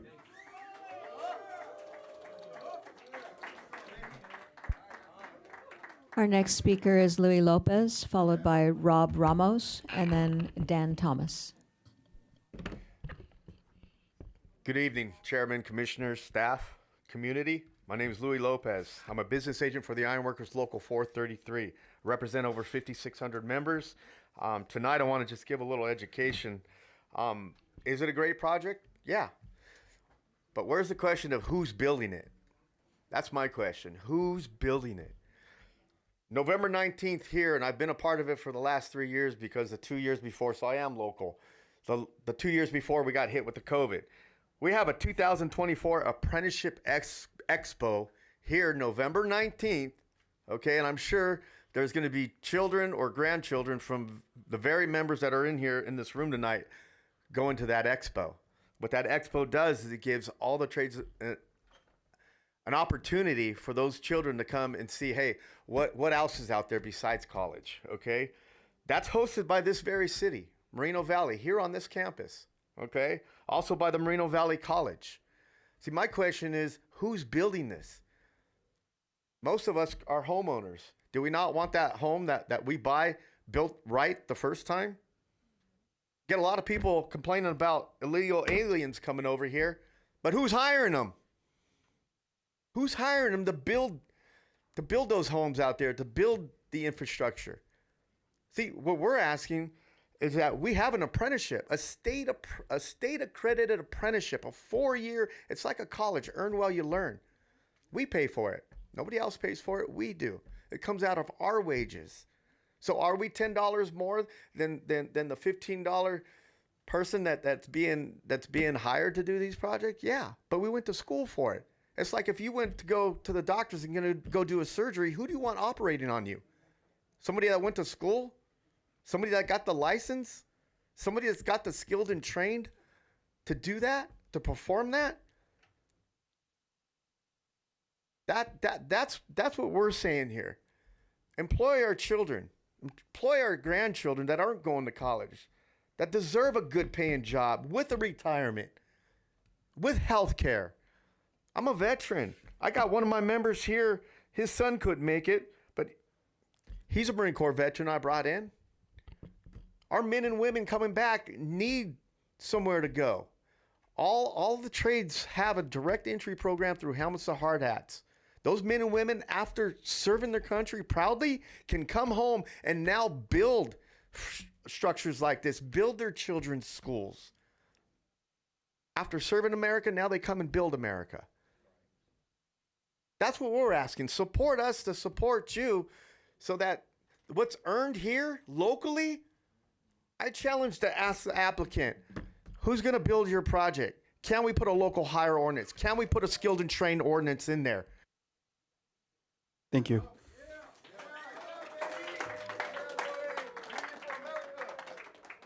Our next speaker is Rob Ramos, followed by Dan Thomas. Good morning, Chairman. My name is Robert Ramos. I'm with the Ironworkers Local 416, representing 3,200 members, about 800 that live here in Moreno Valley. Right? I had a speech prepared for this, but I'm going to change it up. Why? Because this is a great project, but the developer did not specify quality. Quality. How do we get quality? No, that's not the case, because our apprenticeship program is 4 years, 4 years of knowledge, 4 years of hard work. Like my brother said, earn while you learn. Moreno Valley deserves quality. It is not about the pocketbook. You know, we complain that the economy, it is what it is, but we try to do things for the bottom dollar, right? I would never buy a new home knowing what I know now about the residential, the way it's being built. There's no quality in those homes. We want something here in Moreno Valley that's going to last the test of time. The test of time, not just fade out in 10 years or we got to redo it. No, we don't want that. We want it done right. We want it done right the first time. How do you do it? With skilled and trained labor. Skilled and trained labor. We have a process on what we do, right? When your loved ones come in to stay in that hotel that's proposed in this project, do you want them somebody that's cutting corners or somebody who knows all the regulations how to build this hotel? Do you want your loved ones in a secure place, in a common gathering area with mixed use? You want that. If there's an earthquake, you want that building to be secure, right? Don't we want that? We all want that.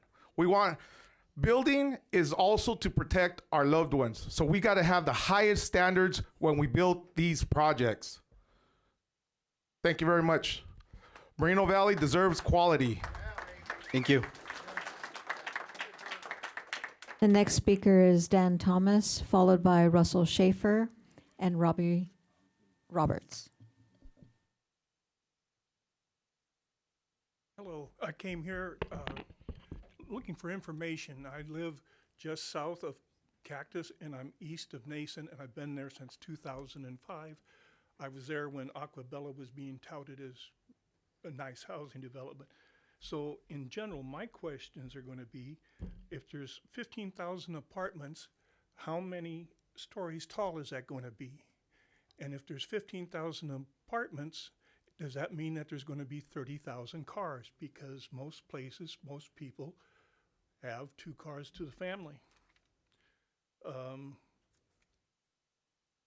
Is the city aware of the blind curve on Nason Avenue between Iris and Delphinium in general? It's deadly. And we're going to have 4 or 5 new inlets, driveways to get into this particular project. It concerns me. I noticed as I did my research that in 2023, it was going to be 637 acres. And now I find out it's going to be 770 acres. And I was just curious how that came to be. My other question involves, was the project initially going to include both sides of Nason with where Aquabella had been proposed? Or was it only going to be on the other side? I'm curious as to what brand of hotel is it going to be that's going to be brought in there? And will the lakes that are already dug and in place, is that what you're going to be using? These are the types of questions that I think of when I go, there are going to be a lot of cars.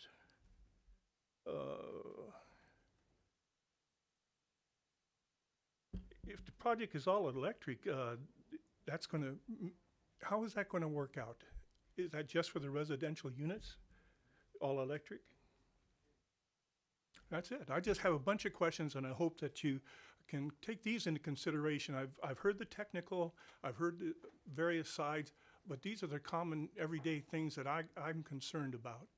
And I do hope you take a hard look at where that Nason blind curve is. Thank you very much. Thank you. The next speaker is Russell Schaefer, followed by Robbie Roberts and Alicia Espinoza. Wow, I'm very impressed with this project. Yeah, I'm in support of this Aquabella project. This will put Moreno Valley as a legit city. This project will not only bring revenue for our residents, but other cities in the IE and further out-of-state tourism. This will be a perfect on gas consumption, a day out with family and friends. So I hope you look at this big picture and have a huge vision of future for our city. Vote yes on this project, Aquabella. All 7 of you, vote yes on it. Let's go. Thank you. The next speaker is Robbie Roberts, followed by Alicia Espinoza and Lindsay Robinson.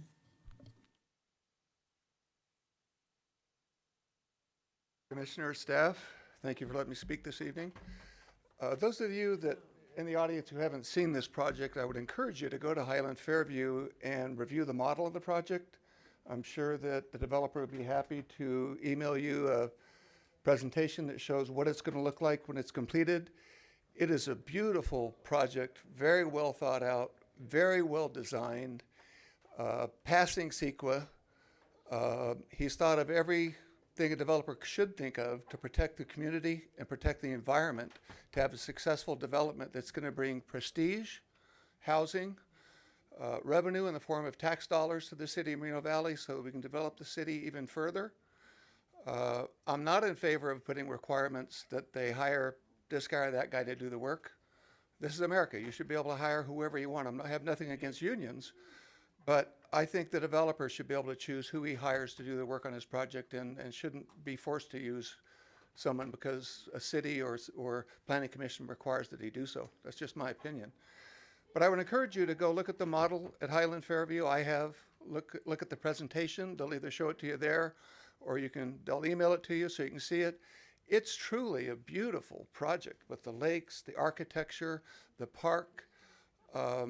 People will be drawn to that area from surrounding cities. It's going to create jobs in the community. Less people will be leaving Moreno Valley. They'll be working in this development and paying taxes here. And it'll really make it a much nicer community to live in with this development when it's completed. And I hope you approve it. Thank you. Thank you. Next speaker is Alicia Espinoza, followed by Lindsay Robinson and Raymond Camargo. Good evening.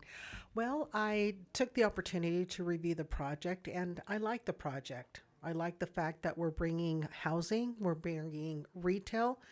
I like the fact that we're going to have lakes. There's going to be a trail for people to do their exercise, walk around. And I like the project. I am concerned with a couple of issues, is the traffic, as far as, because we do have an elementary school landmark in La Jolla. Right now there's a lot of traffic and it does get congested. Maybe somebody can clarify how that's going to be mitigated. The parks, we have a lot of soccer teams that saturate the parks, and they need a place where they can play. So if there is going to be parks, will the soccer teams be able to utilize those parks? And if the electricity that they use, because they do play towards the evening, will it be free for them, for these nonprofits? That's another question. Also, as far as the lakes, how are they going to be maintained? Is that going to be an extra fee for the community? If they can just let us know on that, how that's going to be. But other than that, I'm for the project. Thank you. Thank you. The next speaker is Lindsay Robinson, followed by Raymond Camargo and Josh Gastelum. Are you ready? Good evening, guys. This does have a lot of good potential, but I think you guys have to accept it with some revisions, do some homework, because just having a conceptual project with no details is kind of scary. It's creating a lot of confusion because the city's downtown center is supposed to be at Alessandro and Nason, and now they're calling this a downtown center. So people are confused. Is the city not going to now do their downtown center? That's something we need to know. Say no to ministerial approvals, because that means after you guys accept this project that any changes he makes, and he makes a lot of changes, will be done with city staff behind closed doors. So look into that and revise it so it's not ministerial approvals. You need to make if there's big changes made, it has to come before you, has to be done in the public with public participation. The roads, Alicia just brought up the roads. I didn't see anything in there about how are you going to deal with 30,000 more cars? And then if you're drawing people to this area, where are those cars going to go? It's going to be a traffic nightmare. So that needs to be mitigated somehow within the specific plan, please. The lakes have a lot of algae and bacteria and illnesses pop up. Who's going to be responsible for maintaining these lakes? Is it going to be on the city parks department? Because right now they're having trouble maintaining all our parks. So I think this is something that needs to be specified, not just conceptual. They're beautiful, yes. The retail space, it doesn't really look like there's enough for what everyone thinks it's going to be as far as entertaining and bringing people in. So, you have to get a concept of the acreage allowed for this area to know, is it really enough retail to make it this entertainment center, whatever, and a performing arts center as well as hotel. It just doesn't seem like enough space for all that's being proposed. Like I said, I think it has potential, but you guys need to be real careful in revising some of this development agreement and specific agreement. And again, people are thinking Aquabella was stopped by the Planning Commission or the city. It was not. It was pulled by the applicant. And in between then, he had had the city staff prepare for a wellness campus medical corridor. It was supposed to be medical offices, a wellness campus and everything. The city staff have a great PowerPoint for it. They put in a lot of work on that. So again, is this going to go forward, or is he going to pull this for something else? Maybe have penalties if he doesn't fulfill what his obligations are. Imperial Water District put financial penalties on him if he didn't fulfill stuff. So we could do the same. But anyway, just look at it carefully. Thank you. Our next speaker is Raymond Camargo, followed by Josh Gastelum and Walter Flores. Hi, thank you for having me today. Good evening. My name is Raymond Camargo. I'm here as a representative of United Association Local 364 Plumbers and Pipe Fitters. And we are in the opposition of the Aquabella project, and we're seeking your vote against this project today. I grew up not in Moreno Valley, but my grandfather lived here in 2002. I played baseball in this town. I have a lot of sweet memories here. I met my wife in this town. The project sounds great, but I really feel the applicant has failed to understand that this project is going to have a huge, significant impact on this community. The traffic, so many moving pieces, and it should be done right.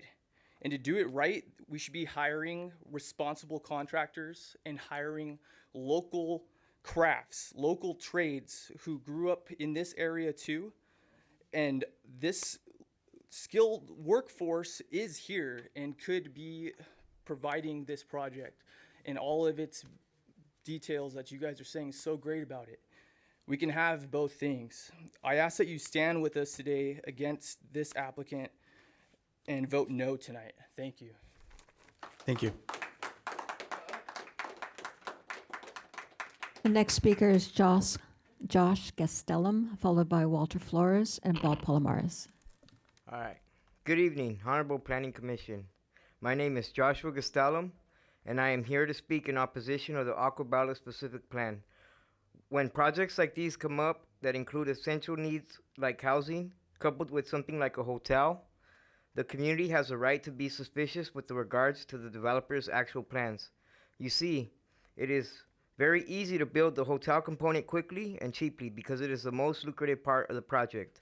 The question the community has to ask is whether or not the housing will actually ever get built, because you can build the hotel and sell the rest of the entitled land and the housing never gets built.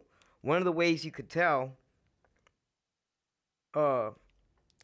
if this is one of the developer's ideas is based on how they view investing into the community. If they choose not to use skilled labor and local hire, then it shows they are not interested in investing into the middle class of Moreno Valley. And if they don't care about the middle class of Moreno Valley, what makes us think they'll care for the people living in workforce housing? As a matter of fact, they'll call it workforce housing because they want all the units to be rentals or to build them as small as possible and sell them for as high as possible. Private developers like these become successful because they know how to build what the market is demanding as cheaply as possible and how to turn a profit and avoid any long-term debt. Cities like Moreno Valley, who are in need of new development, especially non-industrial development, must be careful to ensure that they require all development to produce its maximum benefit within the legal guidelines of the city's planning, building, and safety purview. So, if the workforce housing gets built first and the units are affordable, which they are not, and the units are for sale and not just for rent, then that helps to ensure maximum community benefits for Moreno Valley by meeting its RHNA numbers without creating a renter culture rather than a homeowner culture. If the developers choose to build hotel component first, then they must make a significant investment into the lower class to ensure that it is not simply the developer who profits, but the city of Moreno Valley. Moreno Valley is an absolutely beautiful city, and it makes sense to build a hotel here, but we cannot allow our city to miss opportunities to build housing and strengthen middle class. Therefore, we the people ask that the developer be required to build housing first and that they be required to hire workers for the construction locally who possess state-recognized certifications, such as the various trades represented behind me. Therefore, if the developer is unwilling to meet these guidelines, we ask you to deny this project. Thank you, and God bless you all. Thank you. The next speaker is Walter Flores, followed by Bob Palomares and Aidan Marshall.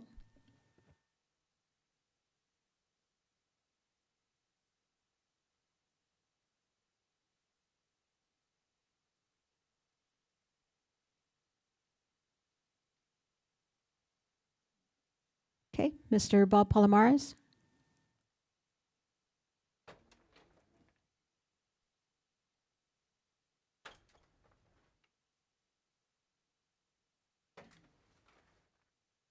Good evening, Commission. This is a big deal. It's years behind. This should have been built a long time ago. City Council has spoken about this in the past, years back. And one of the speakers that came up here was talking about traffic because of the school across the street.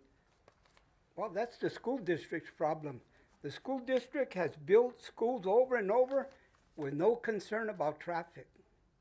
Then they use PD, you know, the police department, to direct traffic. That's not their job. Why didn't they do it right the first time? And I have nothing against unions. You know, I support unions, but like the other gentleman says, the developer can hire whoever he wants. This is America. You know, you buy what you want, you pay for it. And the big benefit are jobs. We know that, you know. All of the the money that's going to generate, what's going to benefit both hospitals. You know, these people at these hospitals, they could hardly wait for that to be there, because where do these people go that work at these hospitals during lunch? They brown bag it, or their cafeterias. Sure, they're tired of them. But this is a great project. You know, it's got to go on its own merit. You know, that's what it has to go on. And you people that are sitting up there, like the city council, if you're thinking about political reasons why it should or shouldn't, you know, special interest, or, you know, if your neighbor lives across the street and is against it and maybe wants to influence you, don't do it, because you already blew it on one big project that was before you. So, you know, do your due diligence. What's best for this city? Because, you know, you all got up there saying, that's what I'm going to do. Now show it. You know, you talked it, now walk it. Give this man the opportunity, because who has come from anywhere? What developer has come here and offering a project like this? No one. And we know his track record. You know, they said 20,000 vehicles were going to be when he built Skechers. Do you see 20,000 vehicles a day? I don't. So, you know, there's a lot of bull crap. And the truth is what's in front of you, what this man is showing you. And go for it. It's way overdue. Thank you. Thank you. Our next speaker is Aiden Marshall, followed by Brittany Goodrich and Antonio Reza.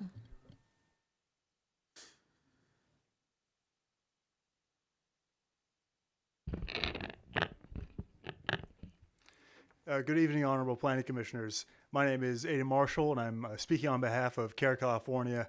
As you may have heard, CARE California is a coalition of individuals and labor organizations that advocate for sustainable development and a safe working environment for its members. A lot of these folks are here today, and many more who live in this city have signed on to this, into the comments that we've submitted on this project. Our comments identify numerous errors and omissions in the project's environmental review, which I'd like to bring to your attention. One issue I'd like to focus on with my limited time is the issue of valley fever. This is a very significant issue that affects both construction workers who will be working on the site, union or otherwise, as well as the residents living nearby the project, living downwind from the project. I don't know if you folks are familiar, but valley fever it's a dangerous lung infection caused by exposure to fungus that grows in the soil in places like this. Riverside County has very high rates, actually, of valley fever infection.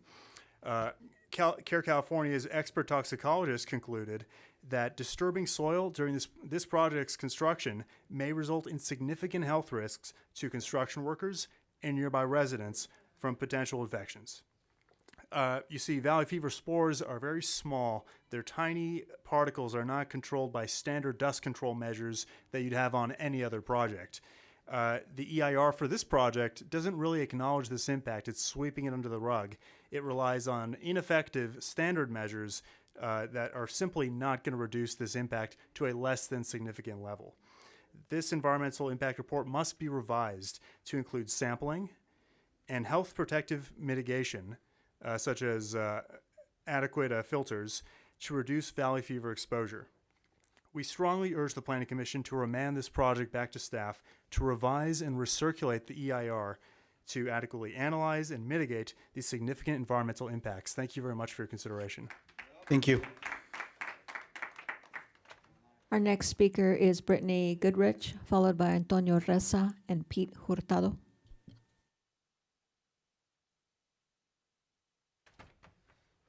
Hi, hello, I'm Brittany Goodrich. The city of Moreno Valley is 39 years old. We should have done this 20 years ago. In 2020, it made number 3 for cities on the uprise, for cities on the uprise, due to all the land developers and all the warehouses you guys complained that you didn't want, that are generating a lot of money.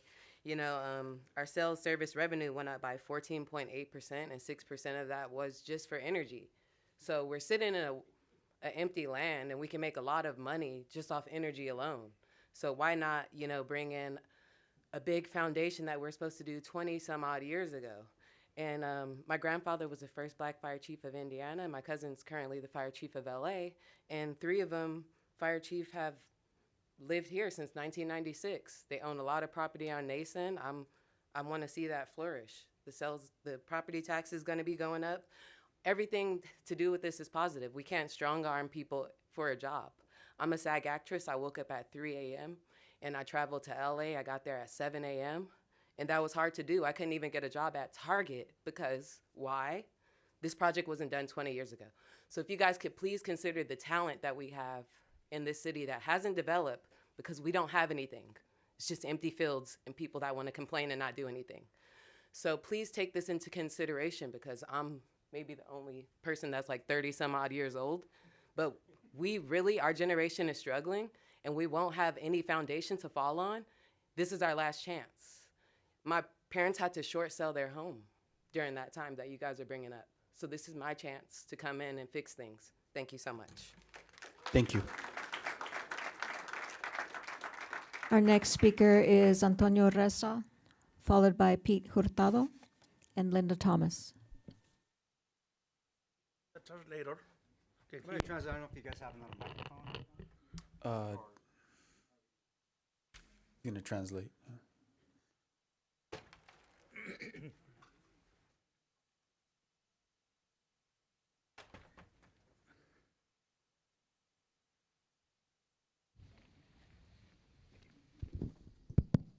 Okay. Buenas noches a todos. Good evening, everybody. Mi nombre es Antonio Reza. His name is Antonio Reza. En la comunidad vemos muchísimo hispano. In our community, we have a lot of Hispanics. Más del 50% quizás somos latinos. Around 50% of the population is Hispanic. He trabajado aquí en la ciudad por más de 30 años. I've been here for over 30 years. Y he mirado los cambios que ha habido en la ciudad. I've seen a lot of changes. Y es maravilloso mirar It's great to see que personas como Iro that people like Ito tan brillantes, are brilliant. exitosas. They're very successful in what they Han do. visto nuestra ciudad. And he has a vision for our city. Y han puesto en su corazón invertir. And he's put in his heart to invest here, Producir trabajos, to produce work, mejor calidad de vida a better quality of life para la familia, for the los families, estudiantes, para los for jóvenes. students, for young people. Es maravilloso. And that's great. Si leemos las estadísticas, If we see the statistics, los últimos 10 años, the last 10 years, se han ido de California California, miles de empresas. a lot of jobs, a lot of companies have left California Le han dicho no because they've told them no a las compañías que producen empleos to those companies. y generan mejor calidad de vida. Somos afortunados nosotros.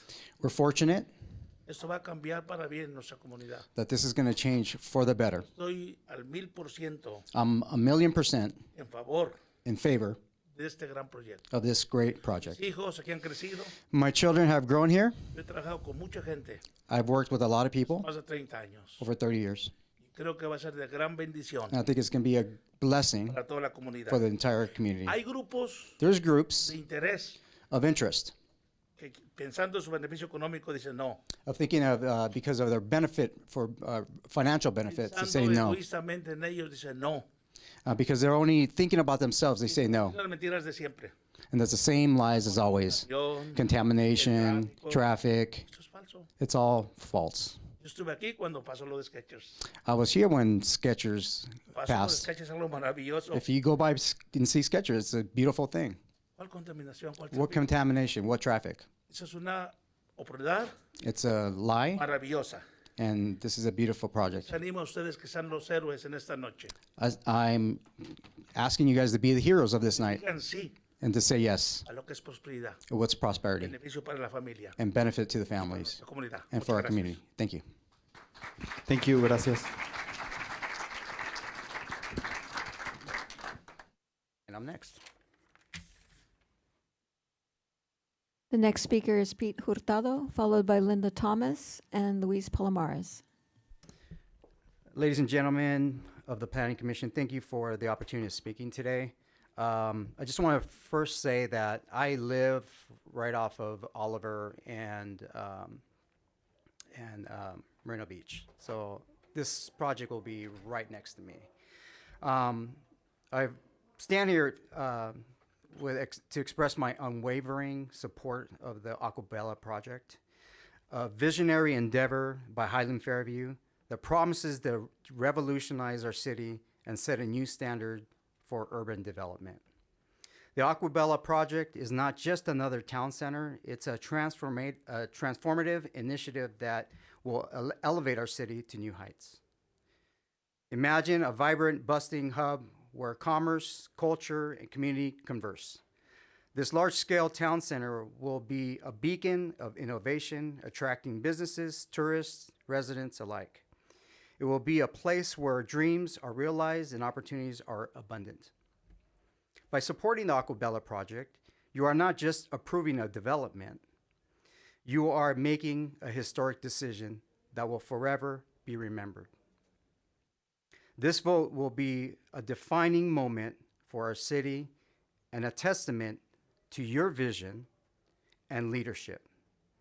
Future generations will look back and recognize this body as the pioneers who dared to dream big and made it happen. However, to truly unlock this potential of the Aquabella project, we must address the bureaucratic hurdles that often stifle progress.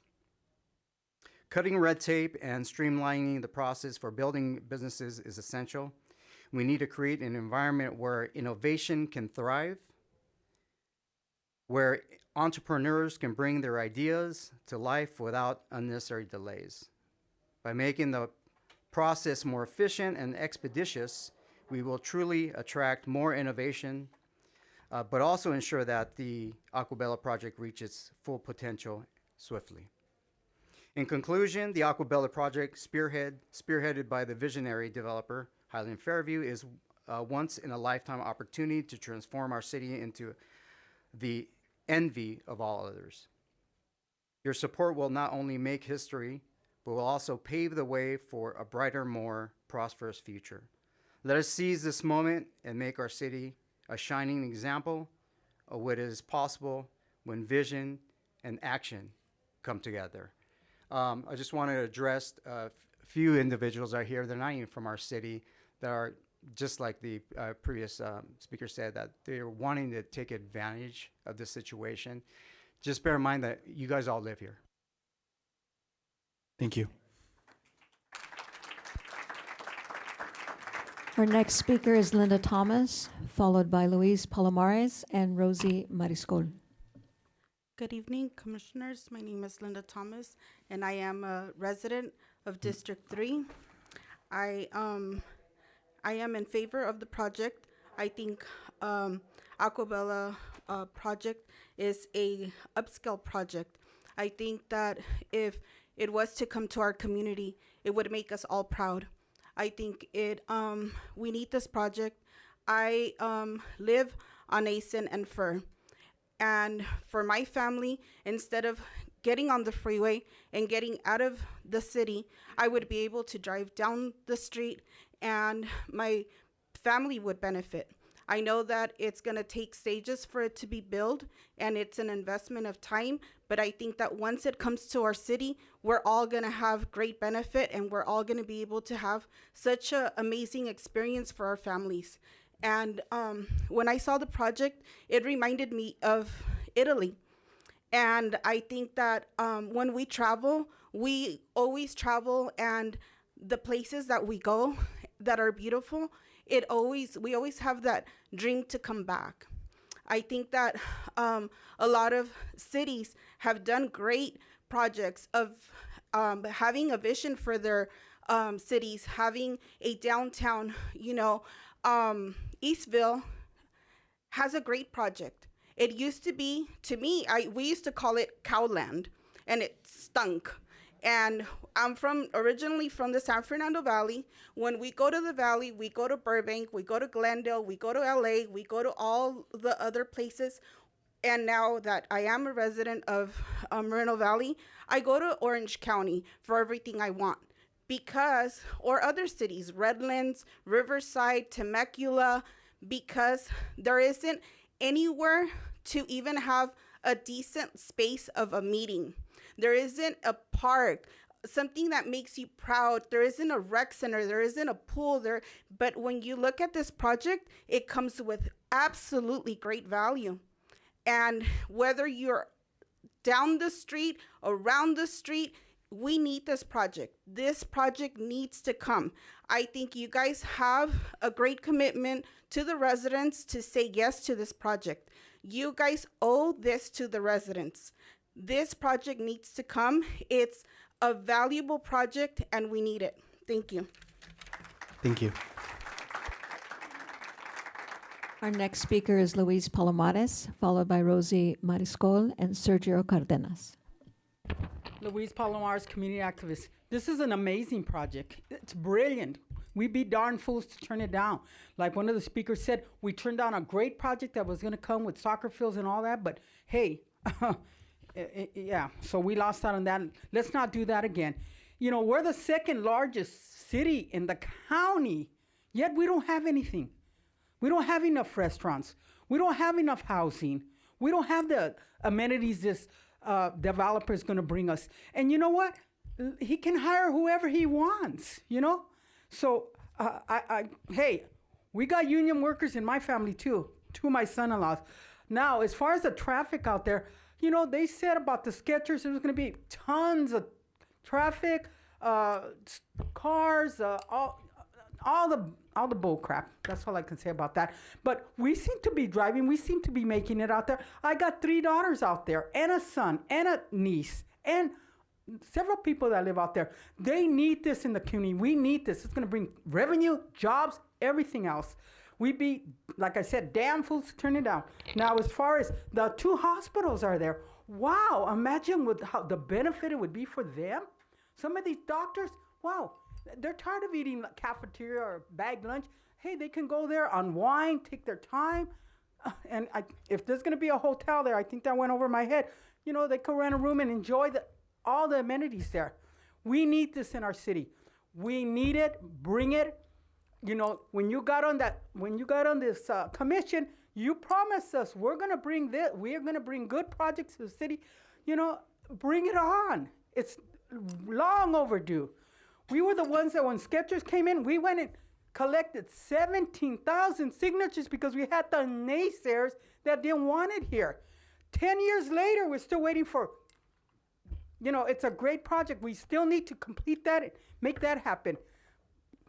So let's not throw no monkey wrenches in this.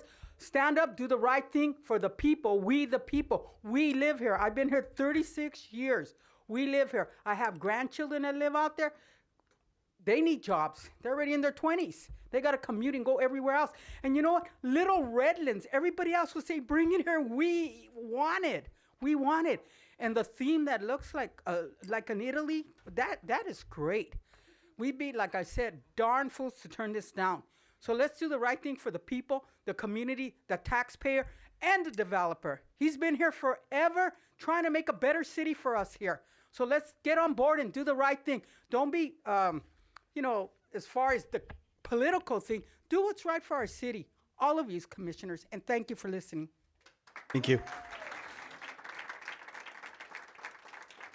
Our next speaker is Rosie Mariscal, followed by Sergio Cardenas and Nelly Hernandez. Good evening. My name is Rosie Mariscal, and I have been proud to call Moreno Valley my home since 2008. Over the years, I've watched my children grow up and attend school here. And this community has played an important role in shaping their lives. Today, I want to share why I believe the Aquabella project is a positive step forward to future of our city and for the next generation, including our children. One of the most significant advantages of this project in its potential to meet the growing housing needs in our community. The new homes being built mean more opportunities for families like ours to stay in Moreno Valley, creating stability and strong local bonds. My children grew up here, and with projects like Aquabella, they'll have the option to continue living in the city they love, close to their family and friends. Also, Aquabella will bring economic growth by adding new commercial spaces and jobs. This development could mean that the future generations will have more career opportunities right here at home, reducing the need to travel long distances for work. This makes for a stronger local economy and better quality of life. Finally, this project is thoughtfully designed with a focus on sustainability and modern urban planning.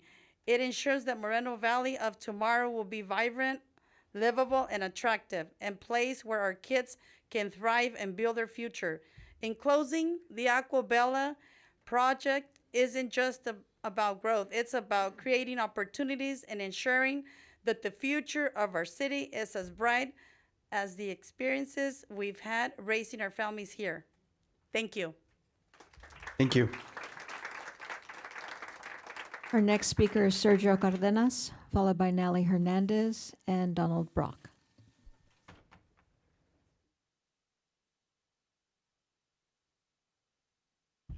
Good evening.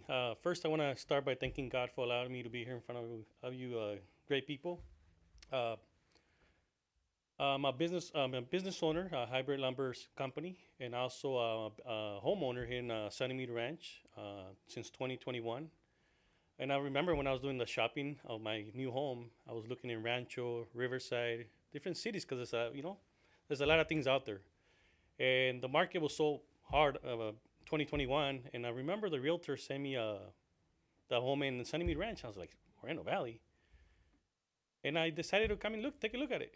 And it was the best decision I ever made, because I ended up in the city of Moreno Valley. It's a great city, but we don't have anything here.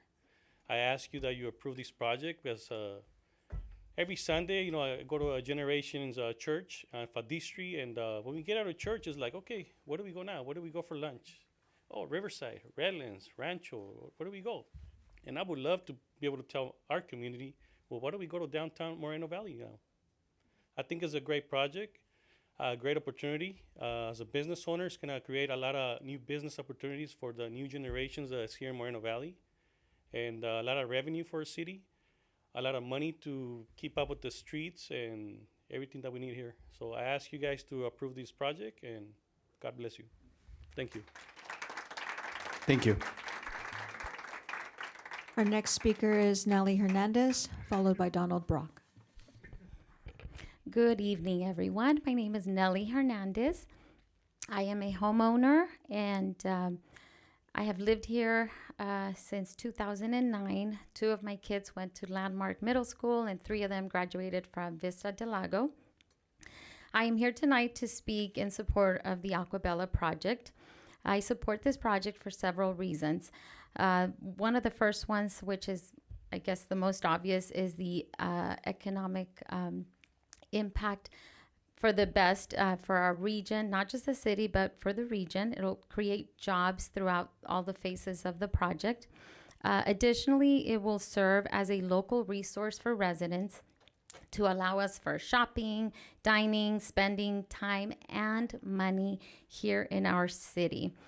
With that, this project will generate tremendous revenue for our city, as many speakers have already said.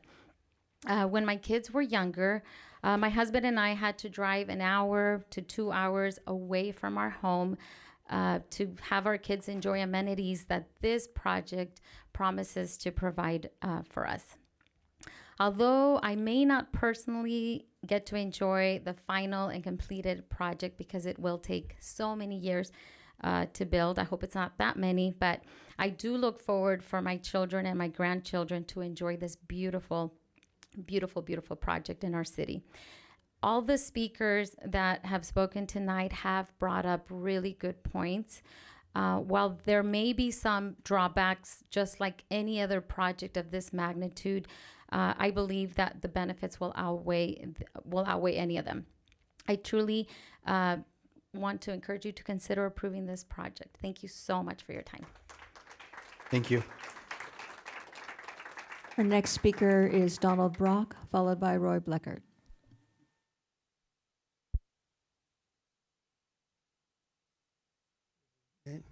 Thank you, Commissioners. I'm one of those guys you're talking about. I'm down the street at Kaiser, and we don't have nowhere to go outside the cafeteria or bring you your lunch. And we support this because we need some houses when the doctors have emergency. They could be close by rather than be 15 or 30 minutes away. And we do have a lot of them. So I wish you would approve this because we need other places to eat and sleep. And I've been a resident. I own property here for 10 years. And I'm on the waiting list trying to get back over here through the Air Force Base. You know, they're going to be improving too. So I plan to come back too to help support you. Thank you. Thank you. Our next speaker is Roy Bleckert.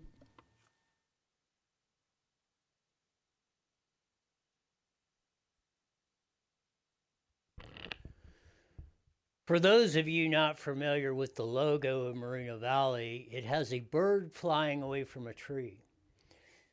Pete's came up here many times at this lectern and said that's the bird of opportunity flying away from Moreno Valley. Don't let the bird of opportunity fly away again like we've done 98 gazillion times before. We have an opportunity again. Are we going to be a city that's going to thrive? Or are we just going to be a city that's going to barely survive? What Ido is talking about and what has been missing for almost 40 years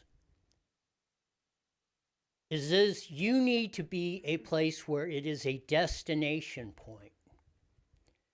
What I talked about earlier is bringing up the per capita income in this area. How you do that is you bring in money and people want to come to your community, whether it's to live, whether it's to take advantage of the amenities that are in there. If they're not here, they're not coming.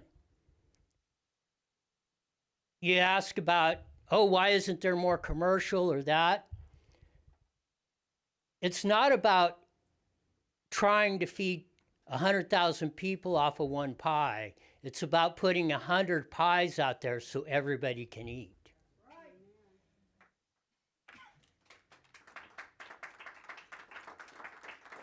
This is not a zero-sum game as a lot of people try to make it.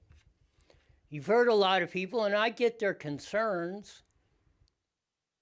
Maybe they don't necessarily understand how all the wheels make it go in motion. It's not just and I get it, people look through their own personal lens.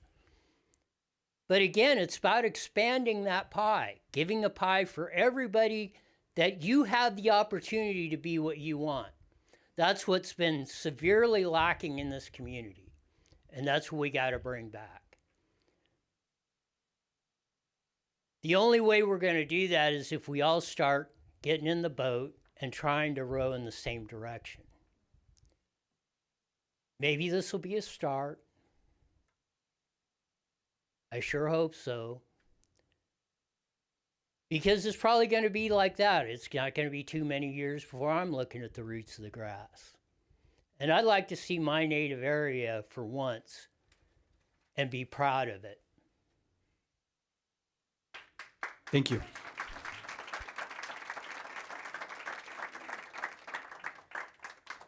No more speakers. Thank you. Would the applicant like to provide any additional information, or does commissioners have questions to the applicant? Oh, applicant's good. You have questions? No. No?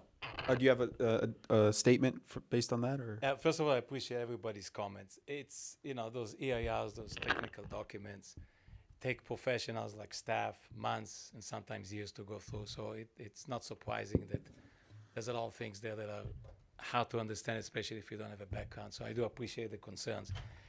I do understand it, and because we are in it, these thick documents have actually looked at all those issues that people have raised. Somebody mentioned Valley Fever. We've had it in every single development. The land in Moreno Valley, the Aquabella land, is not different than any other land that's being developed in Moreno Valley. And if we had those things in the ground, then Moreno Valley would have had a big valley fever in every single piece of land that we ever developed. But the land there is not any different than any other land in Moreno Valley. Not at the World Logistics Center, not in any tract that's being built, not any shopping center that's being built. It's the same ground. We don't live on it. But concerns are legitimate, and they've all been addressed in this CIR. That has been very extensive. And the plan, the specific plan, is not a 10-page document. It's an extensive document that has a lot of guidelines. Every single aspect has been looked at. And in the end, people talk about opportunity. It is an opportunity. And you know, it's the same thing when it was the World Logistics Center. People said it was 30,000 jobs, but I don't work in that industry. And how do I know I will get a job there? Why should I support it? And I said, it's not about you and me. I may not get a job there. You might not get a job there. But 33,000 of somebody will get a job there. So would you rather be in a city that has 0 job opportunities or 33,000 opportunities for a job? That's what we're talking about, the World Logistics Center. Same thing here. We've owned this property for a long time. That's something to say, and I want to say that about our credit. We don't give up. We're committed to Moreno Valley for years and years and years. We own the properties, we maintain the properties, we pay millions of dollars in tax, and we want to convert this land into something that's an asset to the community. And the risk is on us. Nobody's guaranteeing us. People will pay the wages, the houses, this is not the guarantee. But we are willing and have made hundreds of millions of dollars of investment in Moreno Valley as we're sitting today. Those buildings you see up there, all that property that you see up there, including Aquabella, we don't give up. When the market change, we together with the city and all of you are looking at the new opportunity. And I don't want Moreno Valley to be the place that, a city that never misses an opportunity to miss an opportunity. And what happens also in the World Logistics Center, while we deliberated here and had 10 years of litigations and lawsuits and ended up with the exact same project, what happened in those 10 years? Loss of opportunity, because all those jobs and all those businesses, all these buildings were built not in Moreno Valley. We could have had them here. The World Logistics Center could have been built. Then they come back and say, well, why isn't it built yet? Well, you held us up for 10 years. Lawsuits after lawsuits. And my heart goes out for every hardworking person. And we work with unions on our jobs. Everybody who provides a good effort, good pricing, that translated to affordability, translate Moreno Valley to be able to be competitive in the marketplace. We work with everybody. So, but I do feel, and we do care about the people working in our jobs. And by the way, people don't remember this.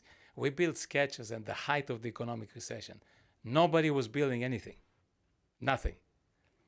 And we provided 1,100 jobs during those days for people that had no jobs. So I do appreciate your consideration. We are just like you are. We may have not gotten here on the same ship. We're all on the same boat. We're all in Moreno Valley. We've been here tens of years. This is not something lately. And the last thing I want to mention, which is important, we care about our community not just in a way of exclamations or talk. We live here.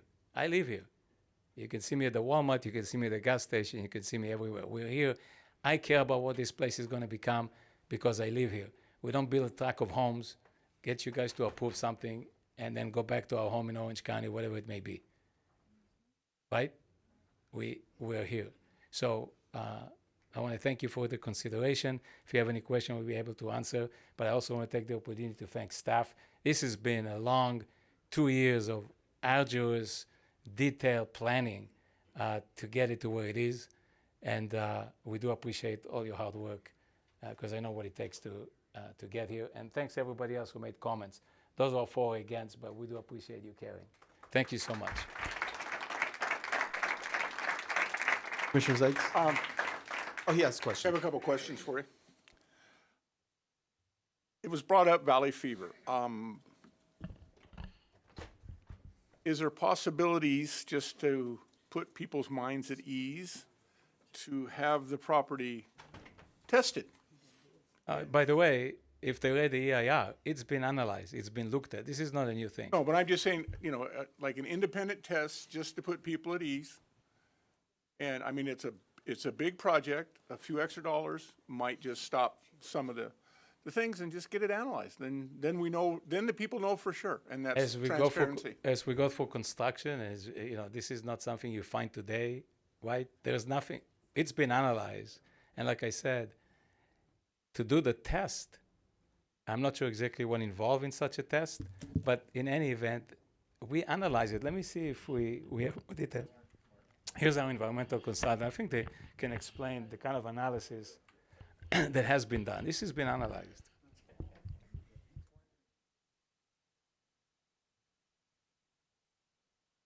Thank you. Hi, my name is Carrie Fernandez. I'm with the environmental consulting firm Dudek. I've been working along with the applicant team and staff on the environmental impact report. And so valley fever actually in the state of California is very prevalent. In the city, in the Riverside County, it's actually pretty low. The higher counties are Kern County, Merced County, very typically Central Valley towns. But it is different places very infrequently. A lot of the measures that we do to control fugitive dust, so watering, applying stabilizers, those are the exact same things you would do if you encountered valley fever. There are every construction worker is trained on, and all their subcontractors and all the trades are trained in public safety in getting their personal equipment. So, where there's areas of high dust and bad days, they'll have sometimes reductions in grading activities because of high wind days or low air quality. So it's very similar to any other fugitive dust issue as far as, and the risk is very low. I believe, I forget exactly the percentage of cases, but it's very, very low in Riverside County.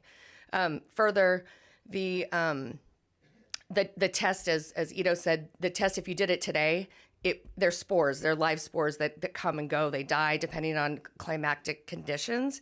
And so in this particular case, something could be there today and not tomorrow, and the same thing. So if it's going to take us another couple years to get entitled, they're going to be doing, as part of their rough grading, the whole thing, they do, soil sampling to ensure for hazardous materials and other things, and that would come up at that point. But I don't know that there's anything you could do today to ensure that there wouldn't be a valley fever condition in the future. So what you're telling me is basically they will test as they go along. For a variety of hazards, and again, it's a component of the soil. Yeah. Commissioner Baker? I had one other question for you, Ido. Is there any litigation against this project right now? I see this one we got. Is that on this project or is that something else? No, we don't have any litigation. Nothing. Actually, the project has to be approved. Okay. So they have to litigate something that's approved. Well, so they're a little bit early. They're a little bit early. Okay, got it. But basically, they're setting it up to be able to have the legal basis. But one other question I had that came up here on the lake maintenance. Is that part of an HOA, or how are you going to do that? No, this is not a private lake. This is public. This is part of our public park. So as we develop it out, like any public park, it becomes a public asset. And there's mechanism in the city of how we work with the Parks Department and the city of how those things, not any different than any other park the city would have. So I noticed in the dialogue here that you're banking on groundwater to fill these lakes up. No, we're not banking on it. We actually have two Gonna, wells. So we have the hoping it water. happens, Actually, we had so much water that we gave some of it to MWD so they can provide water other places. So you're gonna buy some from them. Okay, very good. No, not buy some for them. We're giving them water. Giving them Yeah, water, yeah. huh? Wow, that's amazing. Yeah, it's we've been blessed with a good aquifer. But again, lakes actually, it's interesting. If you had the same amount of land, let's say 150 acres or 80 acres, whatever it is, in grass or planting, you will continuously be watering it, right? Like a golf course. The golf course in Moreno Valley takes about 385 million gallons a year to irrigate. Plus you put fertilizers and on and on and on and on and on.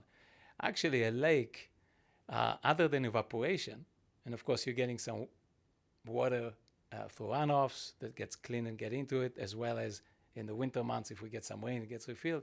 So it's actually almost a better alternative to just irrigate. In our weather, the way it was this summer, you'll be watering this thing nonstop. You'll be putting so much, way more than a lake. Thank you. Thank you. Any other questions? Nope. Okay, thank you. All right, thanks. At this time, no more speakers, public testimony, then we will close the public testimony at 8:45 p.m. and move on to commissioner deliberations. Okay, I'll go first. Well, I believe that Ito's investing not only in Moreno Valley, but he's investing in the residents here. And I happen to be one. I've been here for 40 years, and I'll be honest with you, lately I had the inclination, before I even knew about that this project would be coming forward, of moving back to Orange County. Man, I'm not kidding you. I have 2 homes over there, and I could move there. I could move up to the mountains. I could move anywhere because there's nothing here. And I've been dreaming for something like this. After I saw the presentation, I said the same thing. It looks like something that's in Europe. I've been there twice. I want to go again because it's a place you want to visit. But maybe I won't have to. Maybe they'll be pulling me around in a wheelchair probably. But I'll still be, dreaming of that. And it's a lifestyle. It's a destination where people can come, shop. I mean, it has everything, all the amenities there. And just like that Field of Dreams, build it and they will come. And they're not only going to come from Moreno Valley, they're going to come from surrounding cities. I mean, people that go to LA Grove, they're going to be coming over here to us. I mean, if not now, when? The time is just right. And I'm not going anywhere. I almost plan on buying a house out there because I know that the property values are going to go up. I know it is. I mean, I'm not in real estate. I do have property, but I know that I feel like selling the Orange County house and buying a property out here. That's how good it is. It's something that is going to elevate us. I mean, we'd be fools not to vote for it. And like one person said, they're going to remember all of us or any one of us that voted for this project and it comes to fruition. They're going to say, and my grandchildren and my children will be very proud to say my mother was a planning commissioner when that project came through. That's how I feel. I'm so excited about it. I mean, it's just amazing. That's all I could say when I got home in my head. It kept going, this is just too good to be true. It's amazing. I can't even tell anybody about it. I can't call any of my planning commissioners because I can't do that. But I was just so excited. So I'm just going to be elated to vote yes on this project. If any other project that has come to this city, and I don't even remember what or when because I wasn't sitting on the planning commission for the World Logistic, I wasn't doing all that, but I am going to be very proud to vote for this project.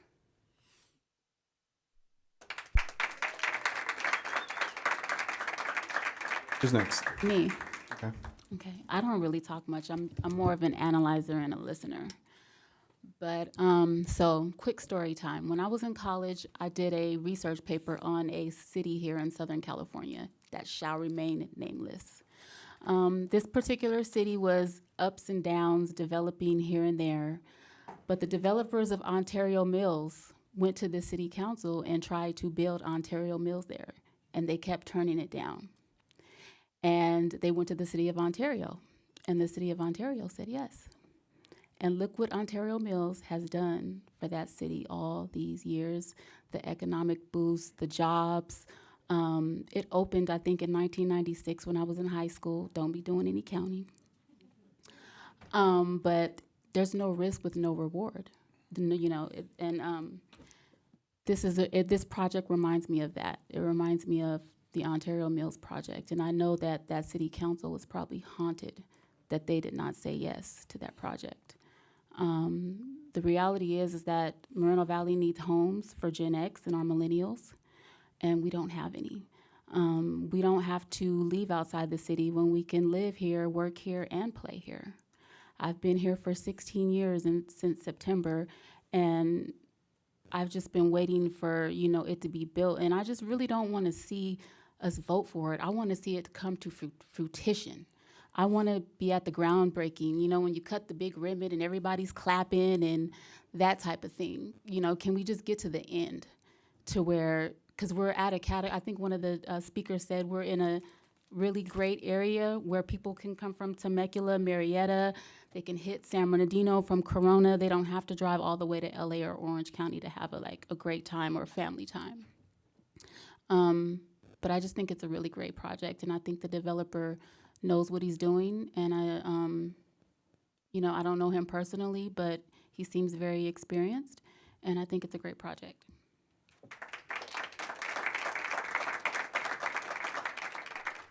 One thing I'd like to say here is that we got to hand it to Mr. Benzini. I'm putting up this I've lived here 40 years, and I've known Ito for the last 25 or 30, but it's amazing. I don't know whether I'd had the staying power to stay behind this thing and what he went through just to get the sketchers through, and then this project.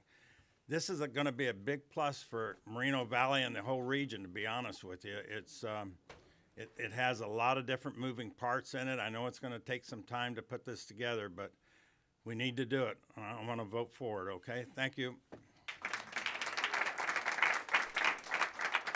Commissioner Zeitz? First of all, you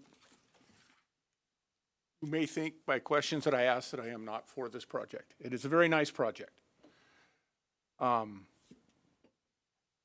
It has a lot of good potential. It has a few little niches that need to be taken care of, as any project does.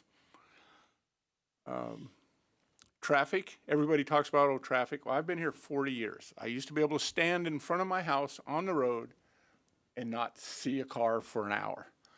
Now I'm lucky to cross the road without getting run over at a full run. We have a traffic problem in this city. We need to take care of it, whether it'll be traffic lights, mass transit, whatever. That's something that we need to get done.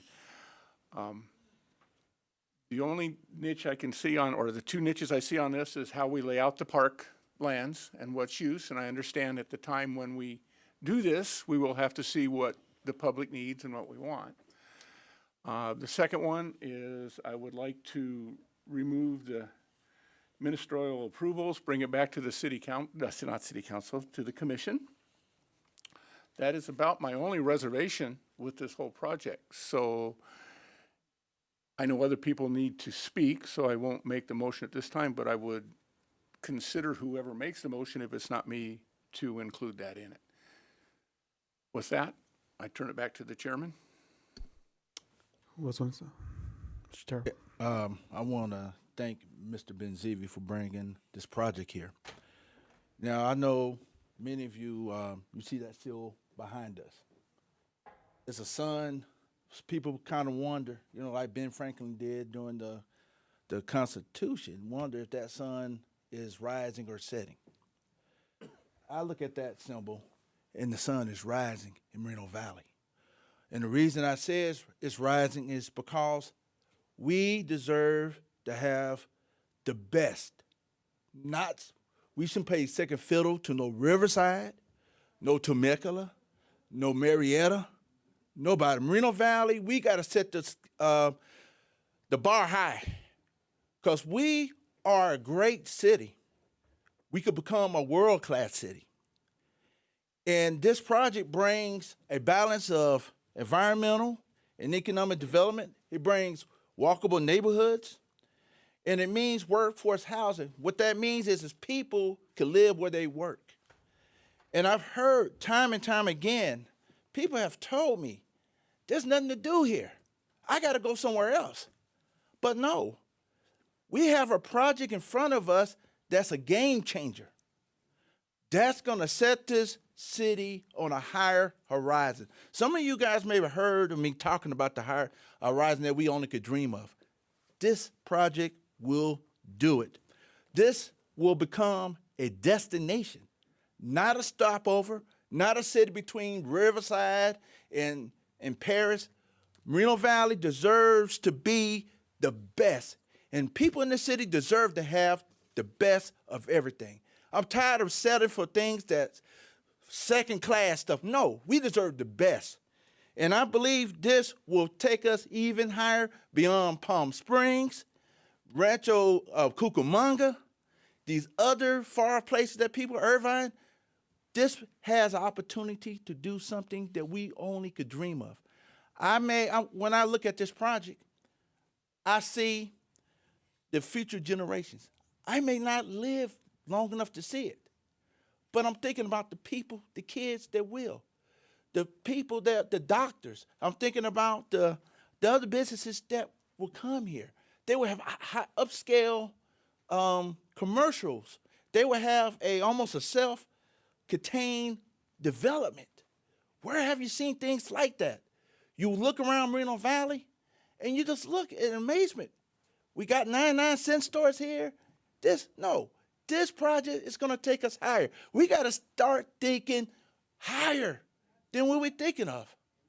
I'm emotional about this because I lived here for 36 years.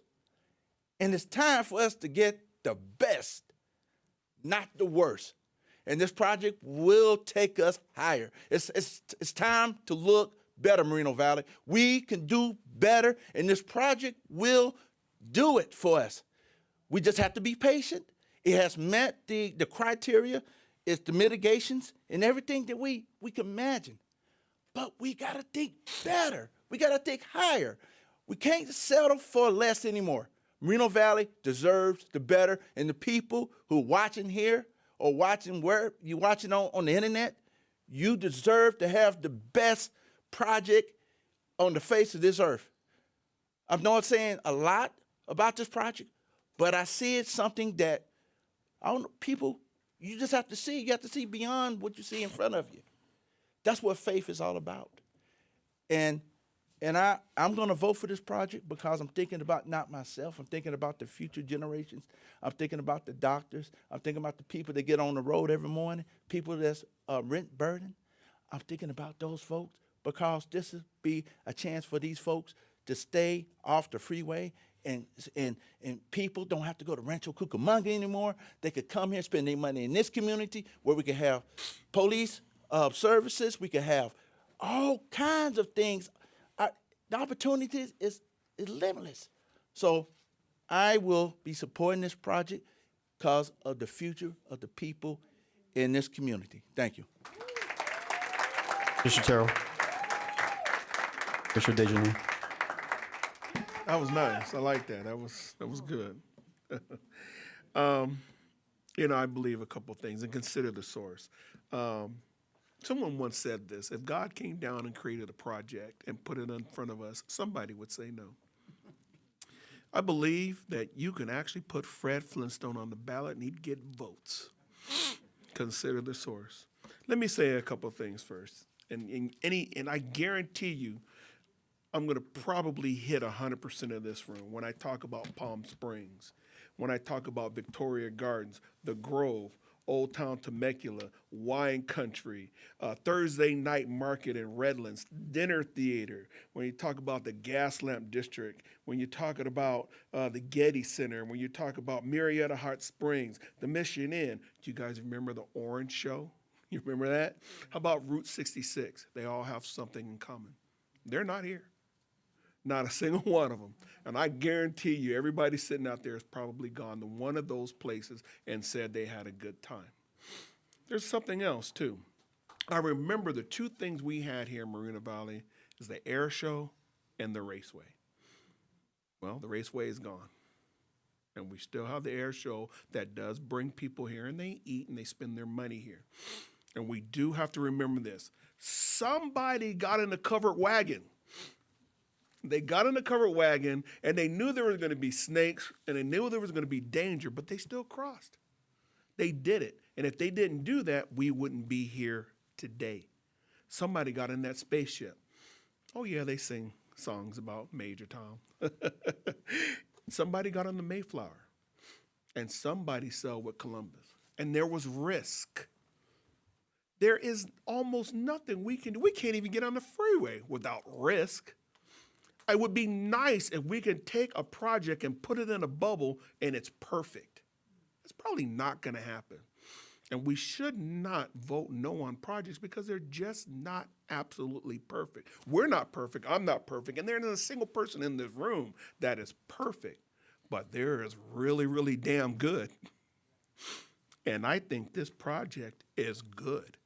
It is fantastic. I went into the military. When I came back out of the military and I came back to Moreno Valley and I looked, I go, wow, my city grew.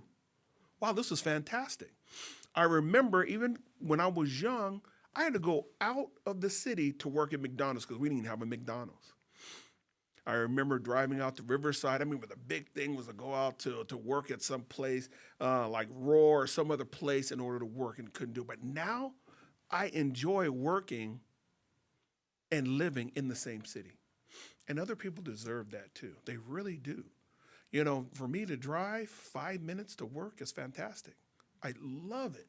For me to go down the street, and I see people shaking their heads that are out there, and I remember people when they were young, and I was their vice principal, and now they're here. Gosh, I'm old.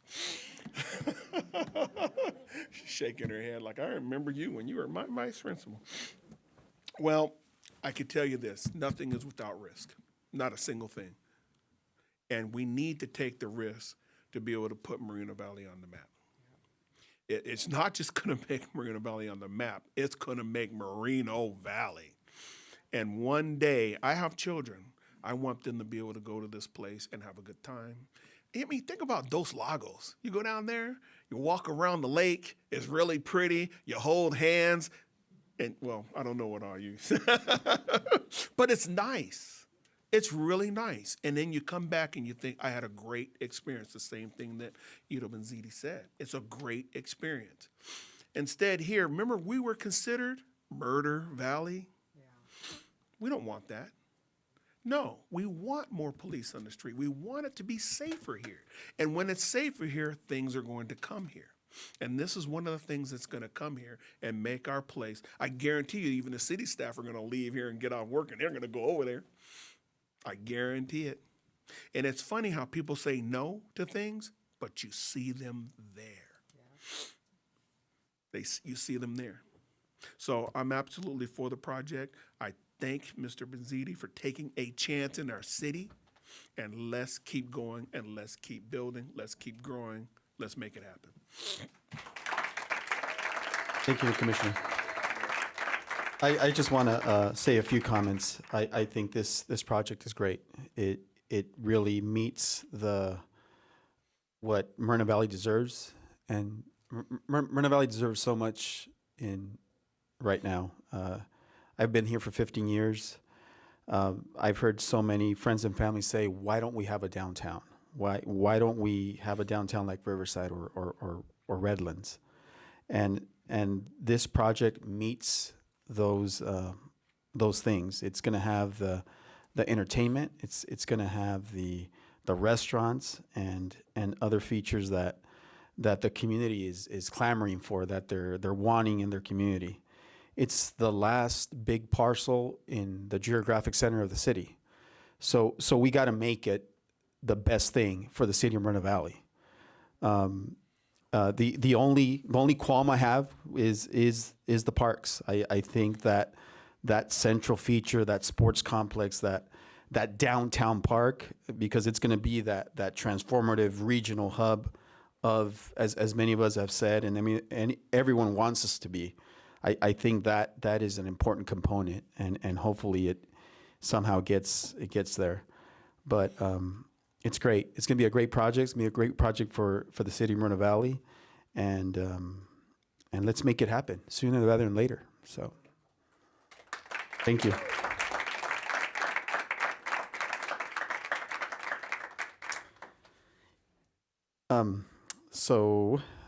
Move on to motion. Do we have a motion? I'd like to make a motion to accept or approve staff's recommendation with the exception of the ministerial rights to come back to the Planning Commission on any improvements or changes. Is there a second to that motion? Okay, there's no second to that motion. Is there another motion?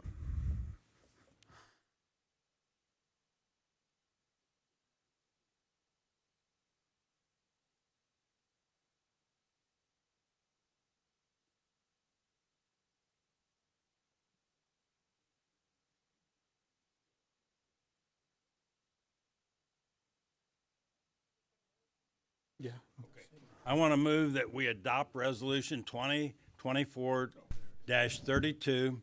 And do I need to read all that below? And then the second part of that is I want to approve Resolution 2024-33 to the recommending to the City Council. And I proudly second that. Commissioner Baker and Commissioner Stefan second that. Will you please start the vote?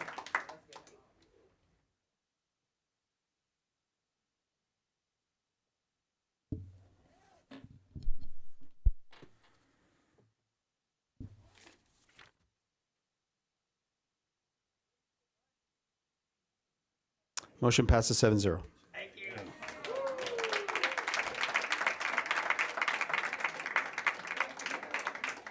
Can we please have a staff wrap up, please? Thank you, Mr. Chair. The recommendation of this body will move forward to the City Council for consideration. Thank you. Next item on the agenda is other commissioner business. We have no items at this time. The next item on the agenda is staff comments. Do we have any staff comments? No staff comments tonight, Mr. Chair. Next item on the agenda is planning commissioner comments. Do we have any planning commissioner comments? No. Okay. Being no planning commissioner comments, the planning commission meeting is adjourned at 9:07 p.m. Next meeting will be on November 14, 2024. Thank you.